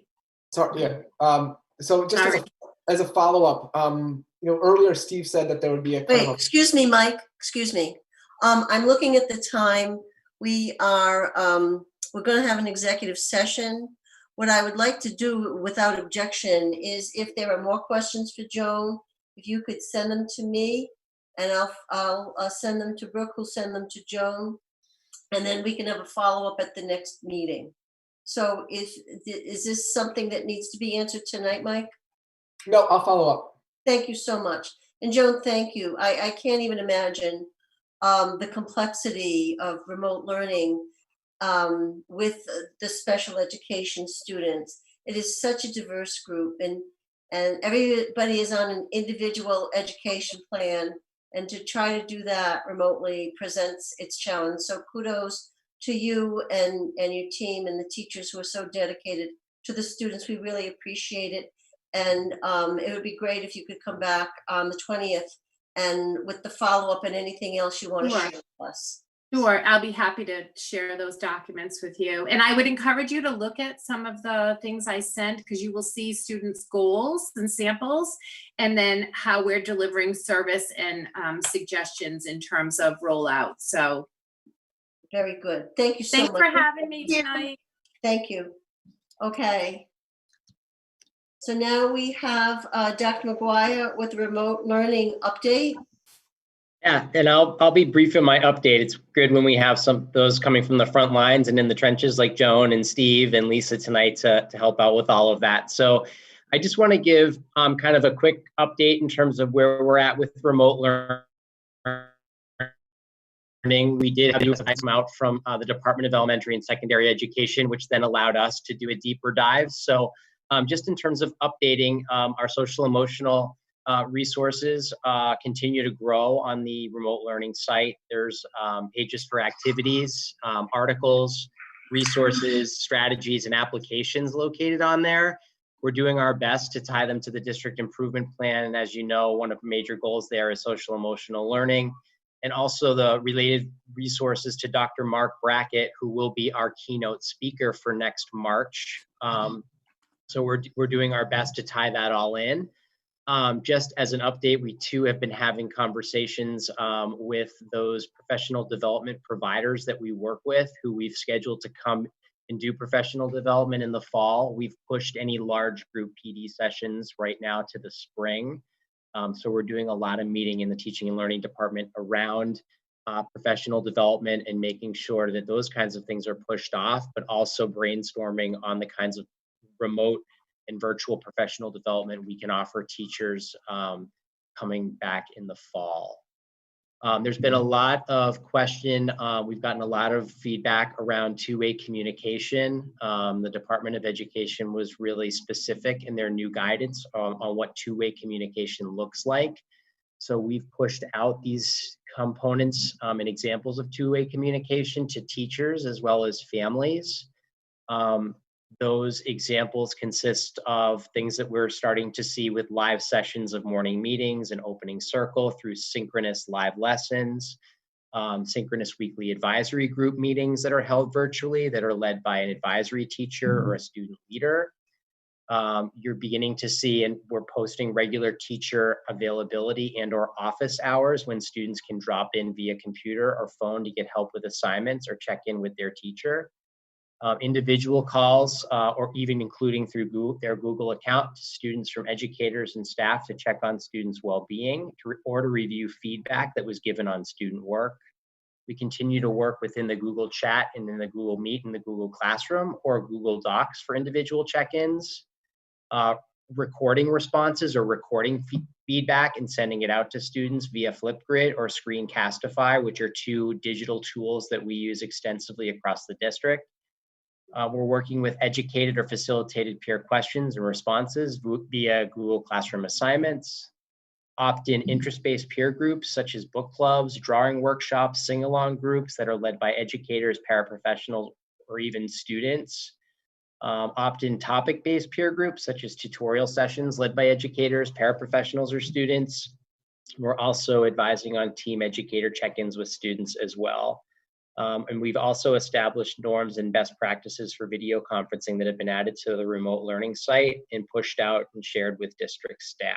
So that was based on the guidance from the Department of Education on two-way communication and the recognition that, you know, it's really, really important for teachers and students to be connecting as well as students with larger groups. Moving on to online engagement, we can remain very consistent in online engagement as we can track it through the Google Classroom. It remains consistent. It was actually up just a little bit since my last report 2 weeks ago, so that continues to stay consistent and active, which we're happy about. Steve spoke about the grading piece at the high school. In terms of K through 8, the Teaching and Learning Department has worked with building principals and assistant principals. And what we've done is, because K through 8 has been a credit, no credit designation, what we did was we created standards-based report cards that identify the specific essential standards that were put out by the commissioner. That will allow teachers to give feedback on each standard at each grade level and in each discipline that is in addition to the credit, no credit designation that they will get for remote learning. So we just created those and put those out to principals and continue to work on those. We're in talks to have complete online registration moving forward for next year. So we have a meeting with principals and district staff tomorrow to determine what that will look like and moving to an all online registration for the start of the new school year. And then finally, I know there's been some questions around surveys, and what we've done is met with all principals at all schools in terms of getting specific building level surveys out on remote learning. The plan was to stagger those surveys so as not to overwhelm families who have multiple students in multiple buildings. So 3 surveys go out thus far for 3 schools. The high school has sent surveys out in each department. Mary Rowlandson, Luther Burbank, and Hale have all sent out surveys and gotten feedback from communities and from families. The high school has sent out surveys department-wide, and then the remaining schools are sending those out in the coming weeks so that we don't overwhelm our families. The way that we were able to, Sean O'Shea, Principal O'Shea, was able to kind of divvy up and give us his survey data. What they did was he asked parents if their child's found something positive or benefited from during this remote learning time. He identified the top 4 responses were an increased independence, an increase in technology skills, video connection with teachers and peers, and then increased family time. He also asked them what those challenges were, the biggest challenges. The responses were competing demands amongst families, motivation and executive functioning skills, and then new uses of technology at those lower grade levels. They then asked teachers the biggest challenges that they are facing. First was balance with work and family. Second was personal connection with students. Third was, again, technology and the growing needs for technology. And then 4 were meeting the individual needs of students in a remote learning model. At Luther Burbank, 67% of families indicated their child was engaging in schoolwork for the half day, 3 hours a day. 81% of families indicated their child was able to access work fully independently or with minimal support from home. The open fields comments reflected a great amount of positive feedback for teachers on their hard work and efforts to transition to the remote learning model.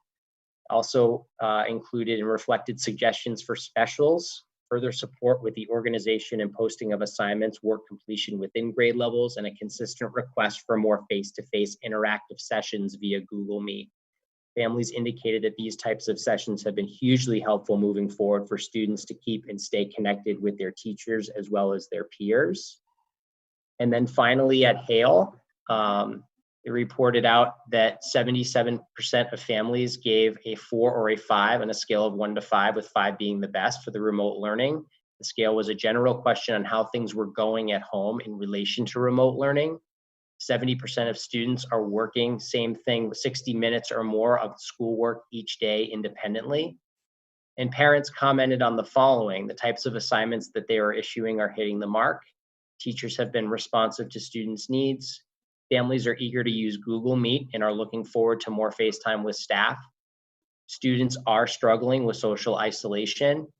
And parents are reporting that students are increasing independence, enjoying the work at your own pace world of remote learning. The time for leisure and family has been nice.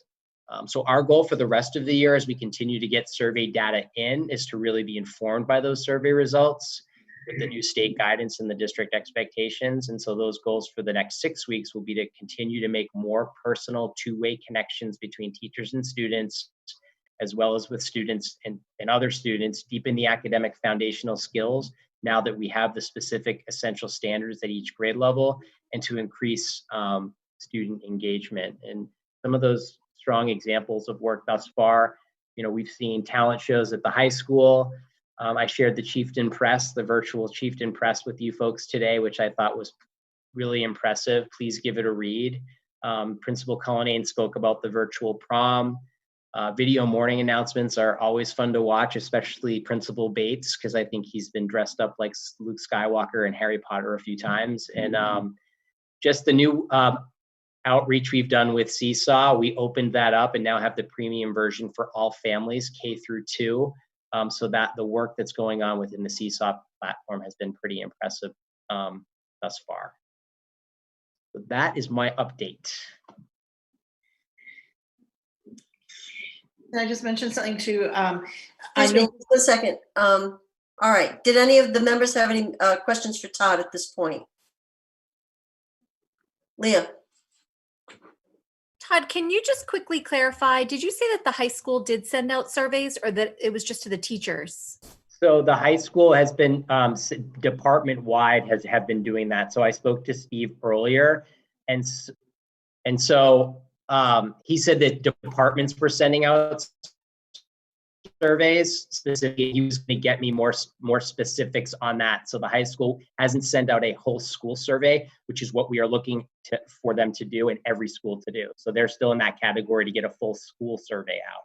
But we will have data from the high school. And just follow up, the department-wide surveys, were they sent to kids or parents? I believe they were sent to teachers thus far.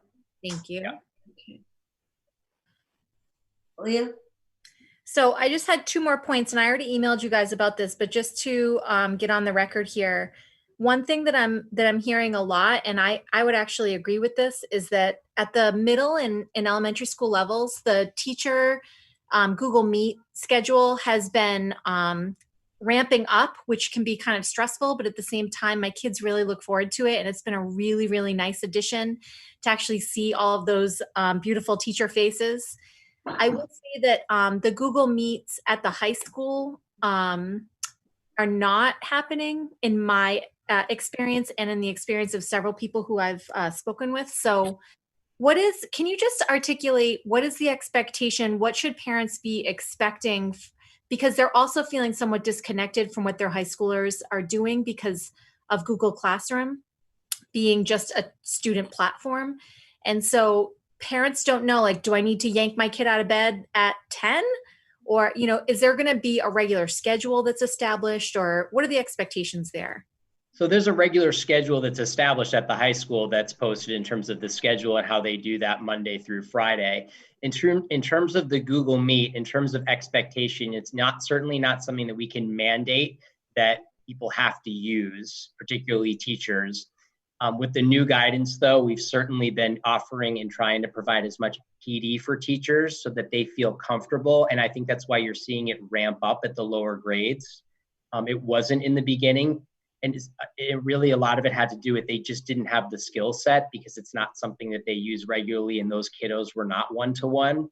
I also think that the high school are so used to the Google Classroom because then, they're normally in class with the teacher. So I think that too hasn't been a skill set of the teachers using video conferencing. So I do think that we're trying to be as flexible as possible with it.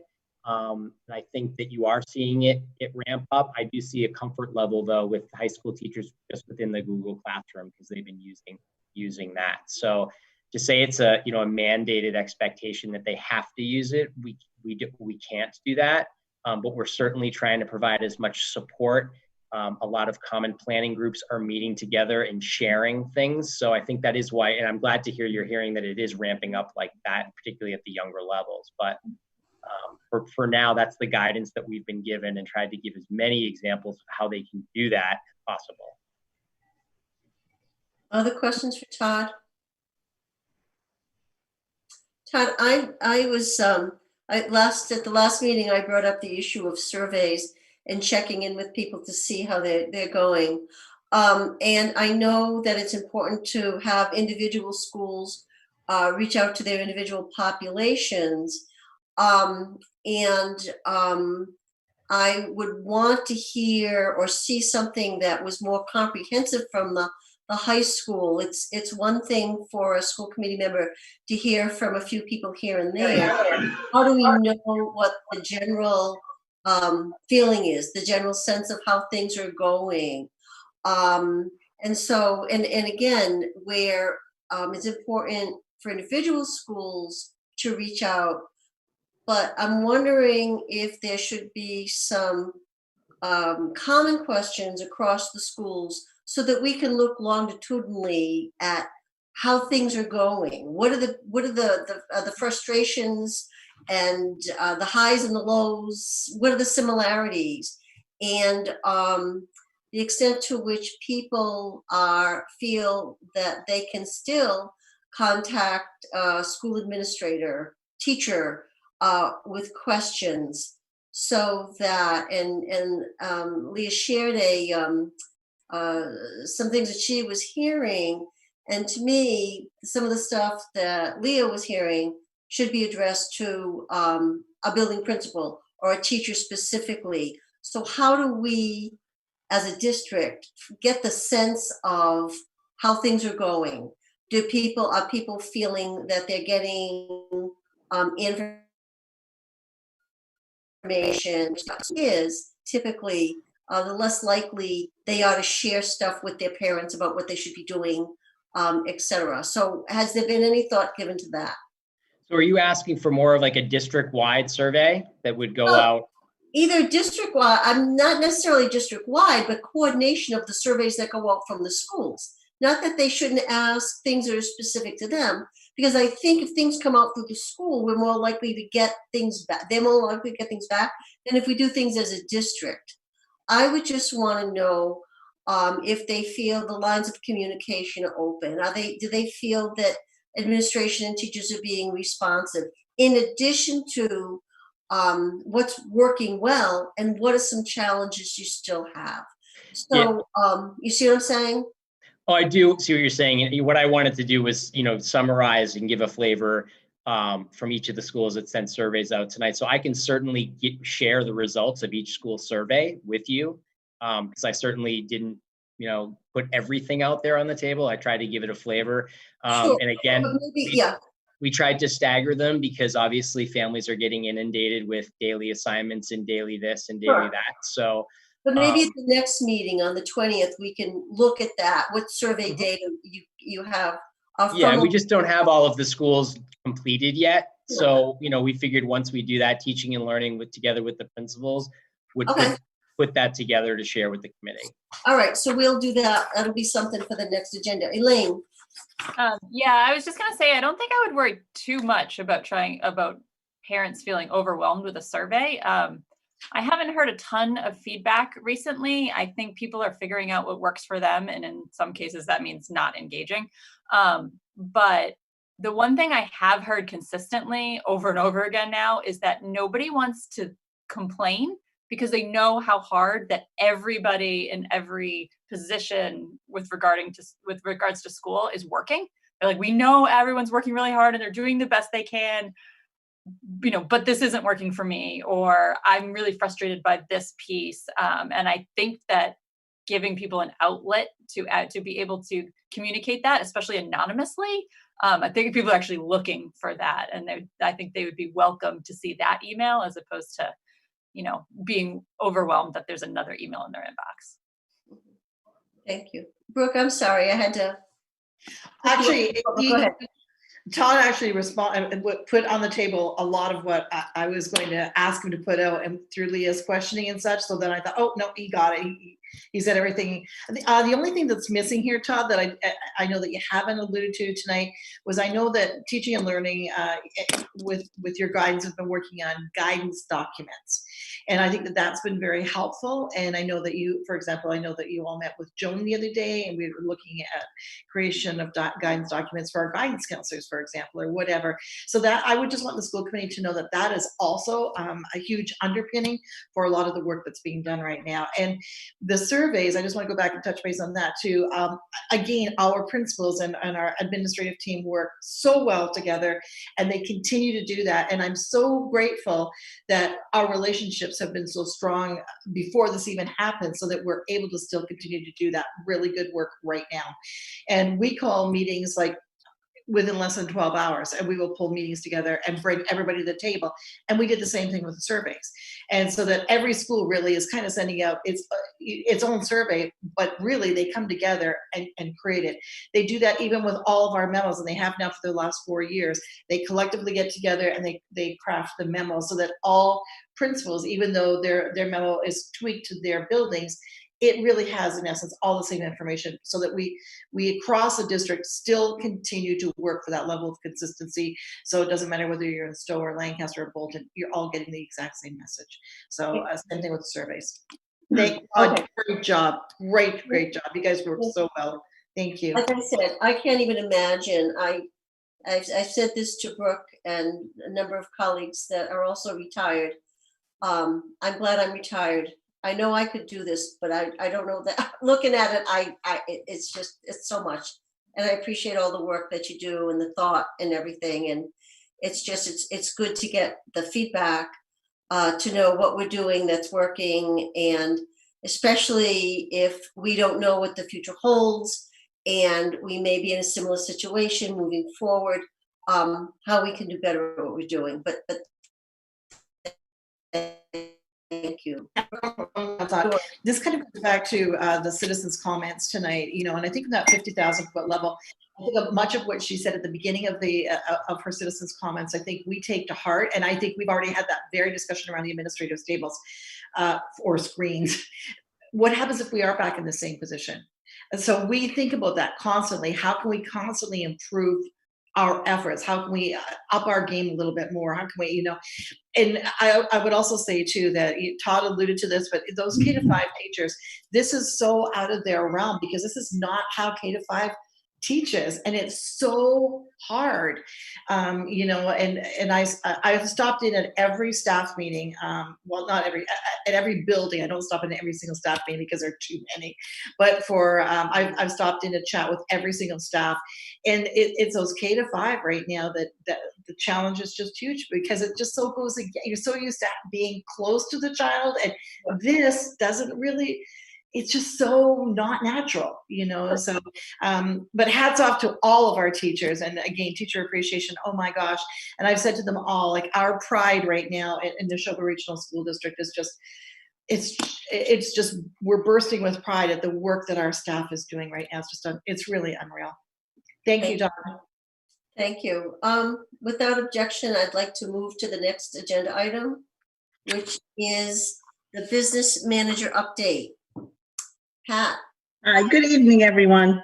I'm just going to go right through these kind of quickly, and if you want to ask me questions at the end, I think, you know, as far as time goes, it's probably the best way to do it.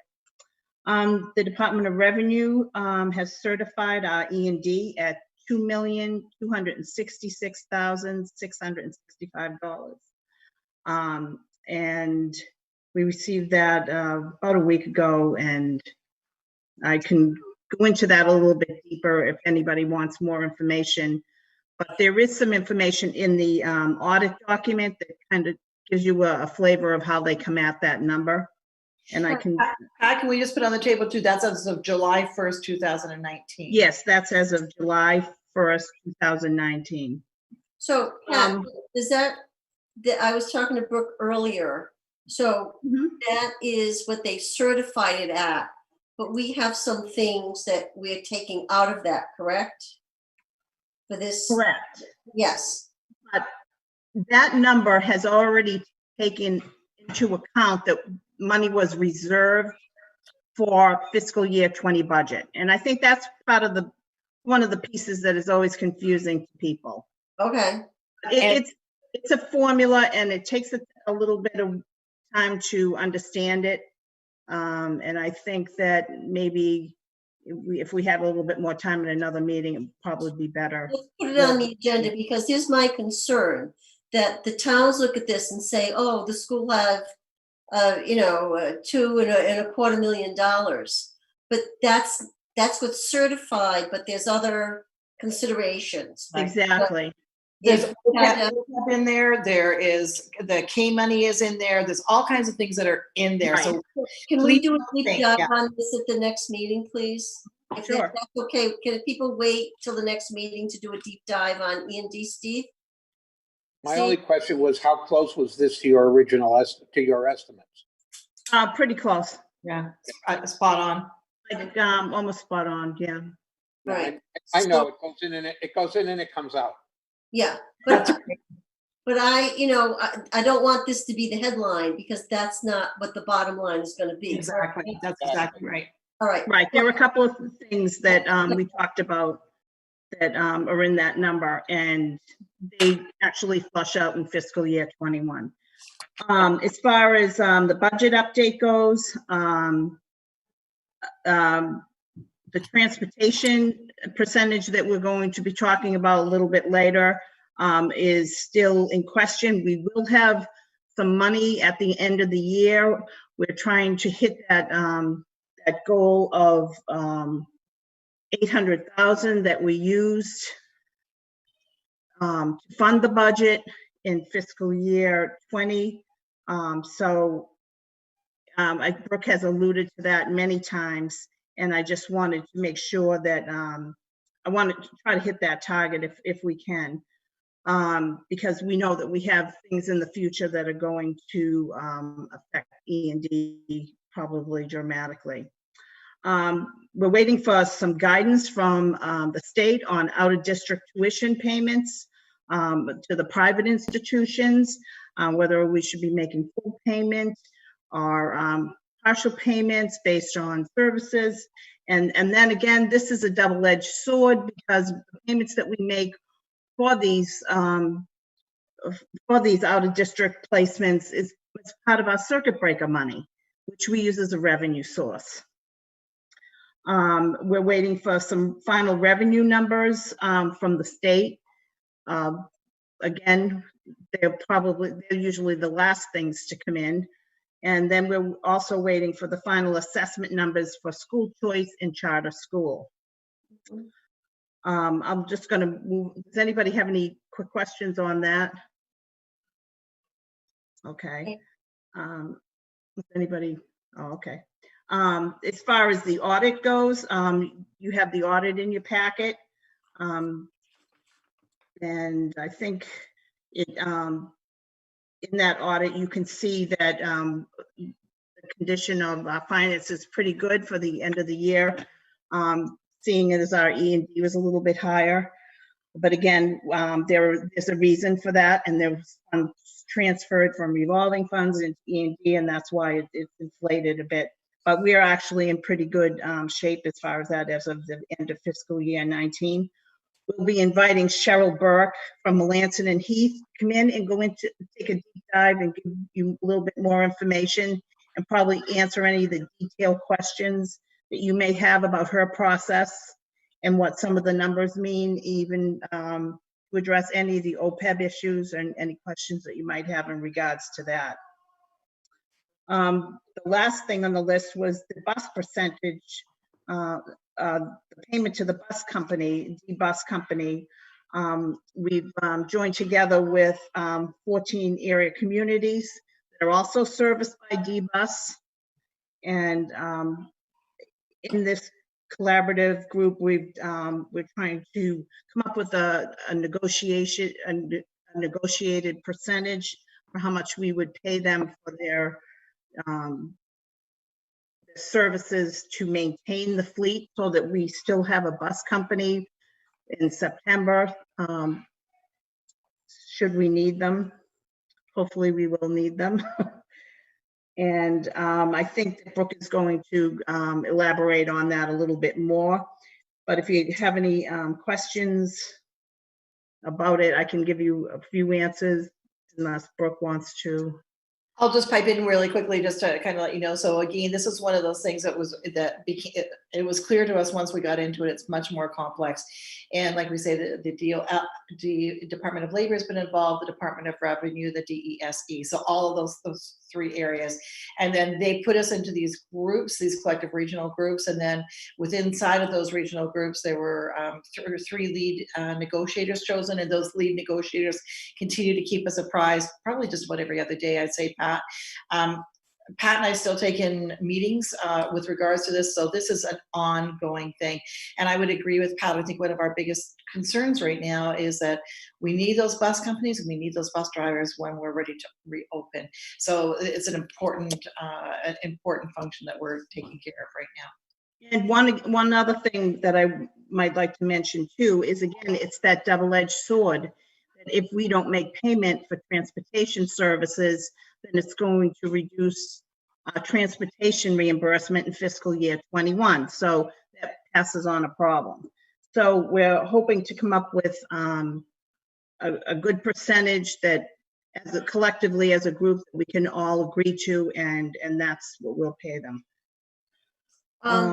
So just a quick question. So we're going to wait until the next meeting to vote on accepting the audit report after we hear from the person from the audit company. Is that correct? Brooke? Yeah, I would have thought that we would have waited until you heard directly from the auditor before you. Okay. Yeah, that's fine. So we'll move that to the next agenda as well. Okay. And that's it. Okay. Questions for Pat?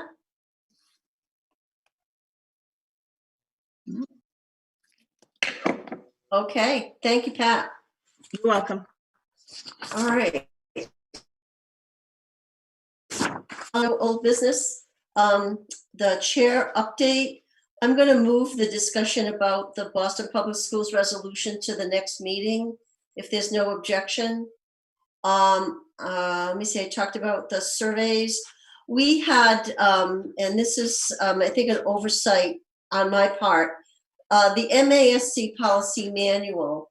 I thought that we approved every single section that was revised, and I thought we had taken a vote on the entire manual, which we did not. And I went back and I looked, and back in December, we did the approval for the final section, Section J, and then we should have taken a vote to adopt the revised manual and rescind the previous one.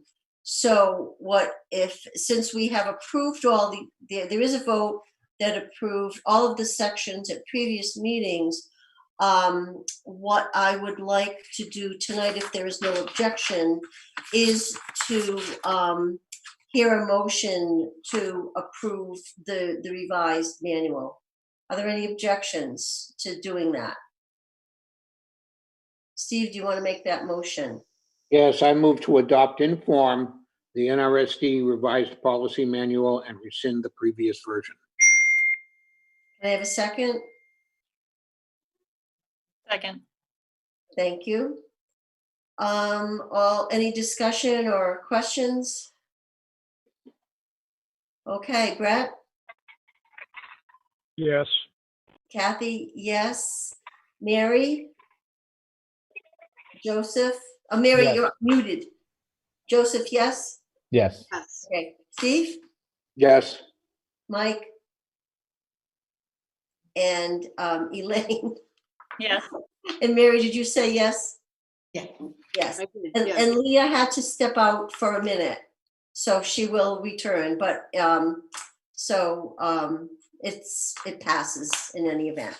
Thank you. And now, Alita, if you could connect with Dorothy and send them what they need to have, we can get the ball rolling. You're muted. I don't think she has anything to say. I don't have anything to say. Oh, I thought you were muted. Okay, thank you. All right.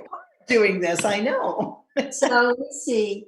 So the other thing, it's sort of a policy meeting update. Last week, Leah and I met with Anne Marie to talk about some of the considerations based on what we discussed at our previous meeting. And one of the things that Anne Marie will be putting together is an administrator's handbook. And this will be, well, Anne Marie, I'll let you talk about what it is, because you can probably do it more concisely than I. Administrator's handbook. Well, I'm not sure how concise I can be, but give it a shot. Basically, my charge is to put together a handbook that will be available to each of the principals to be a go-to resource, so that they'll at the beginning of it will be a flow chart. When this sort of thing happens, this is where you look for guidance. These are the people you can look to for guidance, and these are the policies that might impact upon that particular thing. Include perhaps a template for an investigation report, you know, what it should include, what it should kind of look like, all subject to change, of course, at our summer retreat. But basically to have a resource so that people will have, the administrators will have a place to go to say, if this happens, this is what I should be doing. It's not very articulate.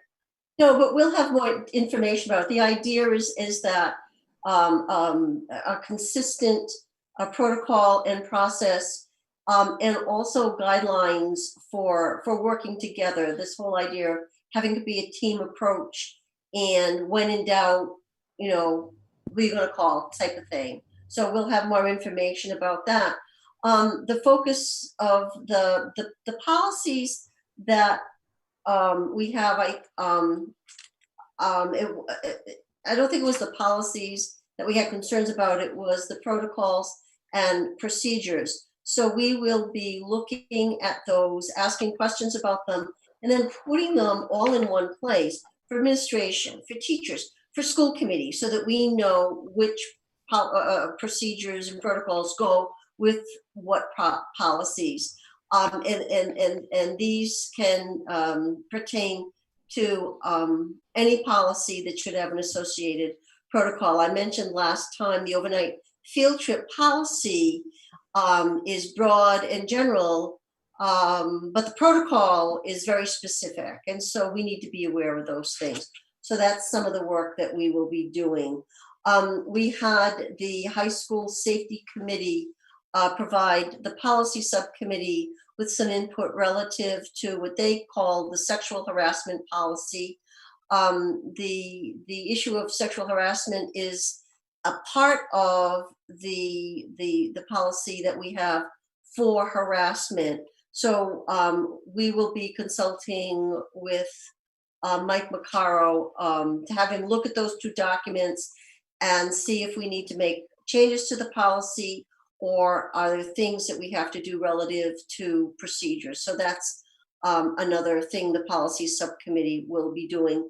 Also, we will be working on the role of the student rep to the school committee. So that's just sort of a summary of what the policy committee's been doing. Elaine, I don't know if that addresses the issue, the question that you asked for Steve. I think that those protocols are going to come from administration, but after there is or in conjunction with any training that they have done and the creation of this administrator's handbook, which, I mean, we know about it. It hasn't been shared with the district-wide administration as of yet. Let me see, surveys, got it, manual.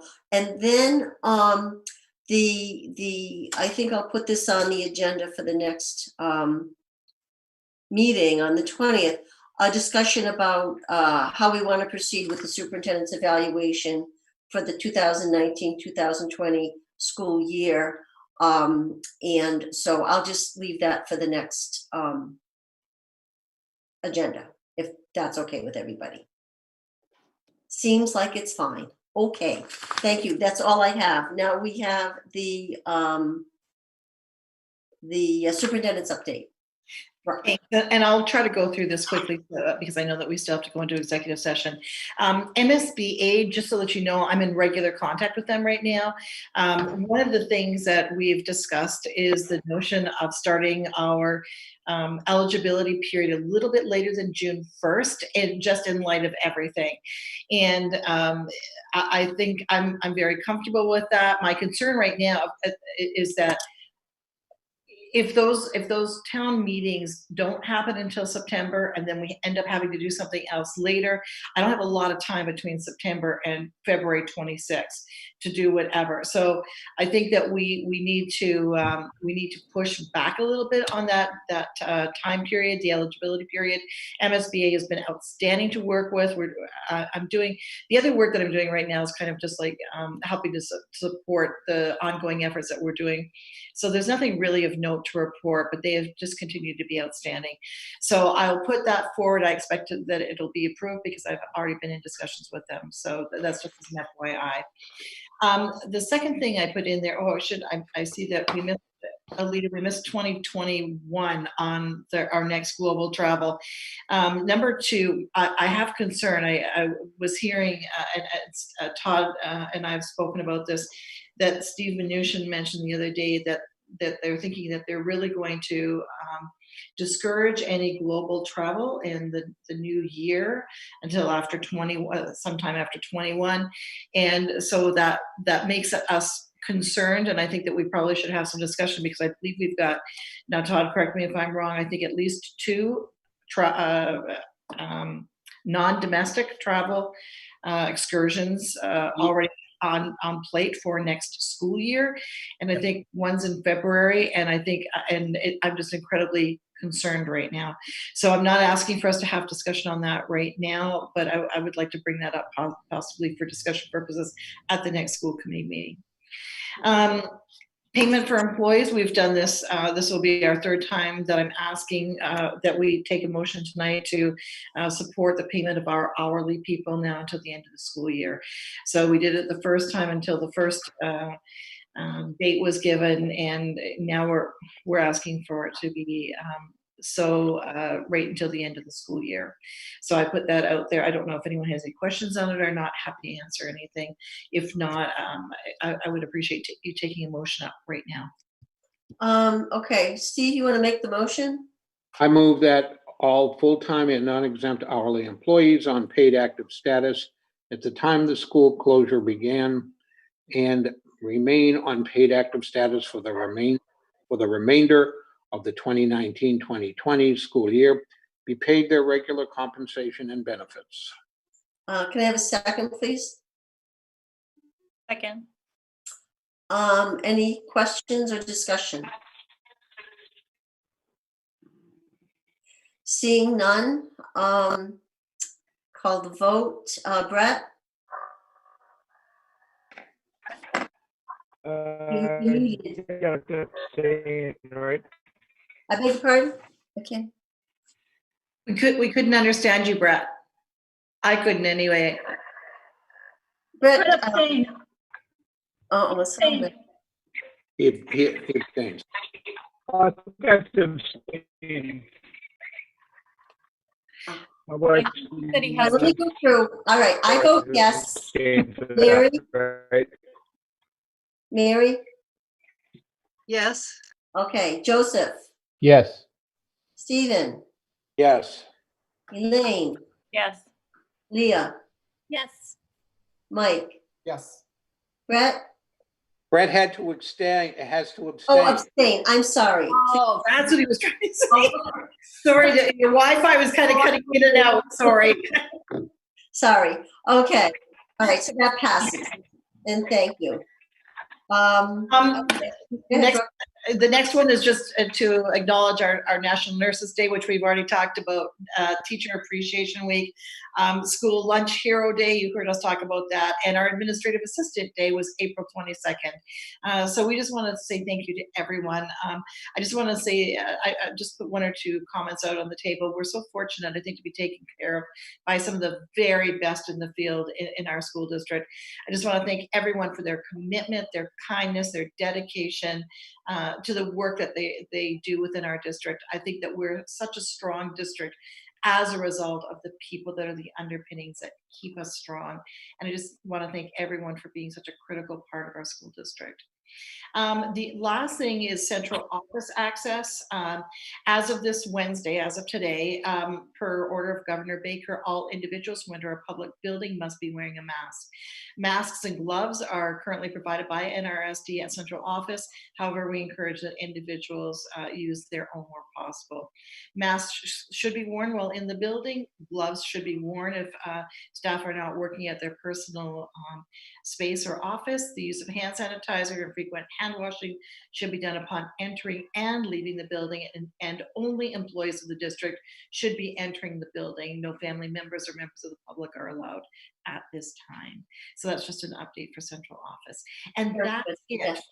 Our work really is being, right now, is what you heard tonight, whether it's SPED or nursing or food services, or it's been very, very busy, but I am so proud of our school district. I am so proud of our children, of our parents, of our staff for getting us through this right now, and just this navigating these incredible times. And people are dealing with so much, and I could not be prouder of NRSD. Just an amazing school district. And that's it for me. Thank you. Thank you. Thank you. Any questions for Brooke?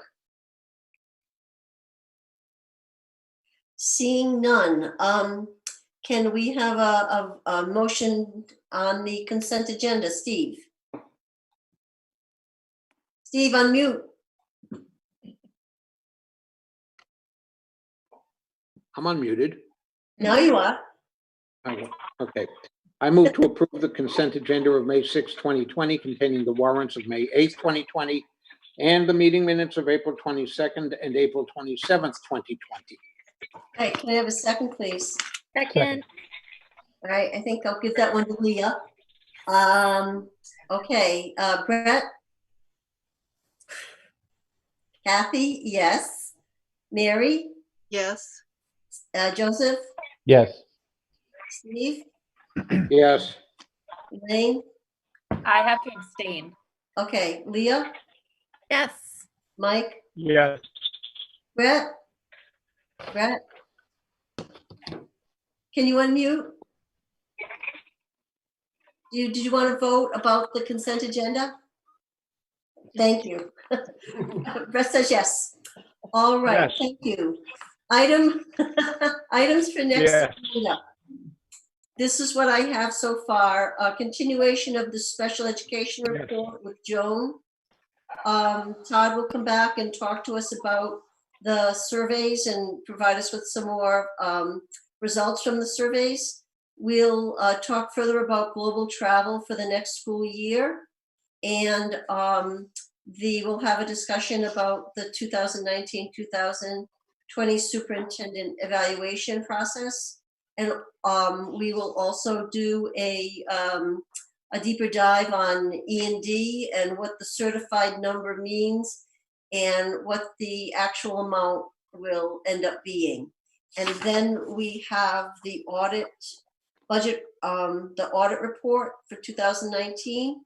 Was there anything else? Joseph? Yes, Madam Chairman, I apologize, and maybe it's something that we put over to our first meeting in June, because you seem to have a really full agenda for the next meeting. But I would like to revisit the school building project and what we're going to need to do at town meeting. I went back and looked over the language we approved back on the 16th, and according to what the MSBA wants, it's a little bit more involved than just moving the warrant as moving the article as printed in the warrant. So the motion itself has a little more language than the article itself. So I just wanted to go over that, make sure we're all on the same page, because it's going to require unanimous consent of all three communities. And I would like to have a discussion on the language of the motion that we have to present at our town meetings, because our liaison to the towns has indicated that he's very confident that town meetings will take place in June. So Okay, so can we put that on the agenda too? So how do you want to see that on the agenda? What should we call it, Joseph?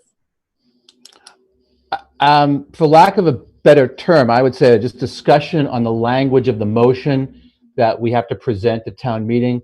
Because I said I think there's some issues, not some issues, but there's some items that could raise some red flags with certain voters. So I'll have a discussion on that. Brooke, would it be okay with you if I had Joseph connect with you so you can identify the salient issues he wants to make Okay, sure. cover? Okay, thank you. Okay, anything else? Okay. So now it looks like we need a motion to adjourn the regular meeting and go into executive session.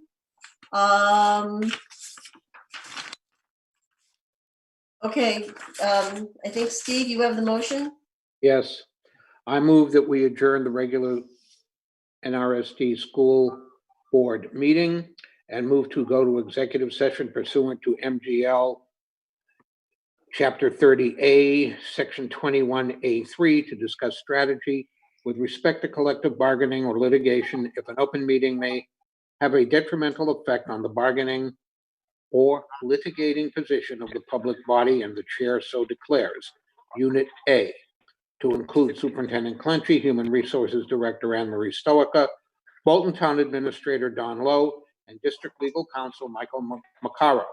School Committee member Brett Collins will be excused from executive session. Committee will adjourn in executive session. Okay, can I have a second? Second. Thank you, Leah. Okay, Brett. Kathy, yes. Oh, Brooke, what? I have a quick question. Todd, I'm not sure, did you want to say? No, I did not have his name. Okay, good enough. I just wanted to double check. Sorry, Todd, you can't stay. I haven't been in any of them to start, so. Yes. Okay, so motion to adjourn and enter in. Brett? Yes? Brett, say yes. Kathy, yes. Mary? Yes. Joseph? Yes. Stephen? Yes. Elaine? Yes. Leah? Yes. And Mike? Yes. Thank you. And those of you who are leaving, enjoy the rest of your evening. It's good to see Stay healthy, everybody. We'll see you soon. Yes. Thank you. Stay safe.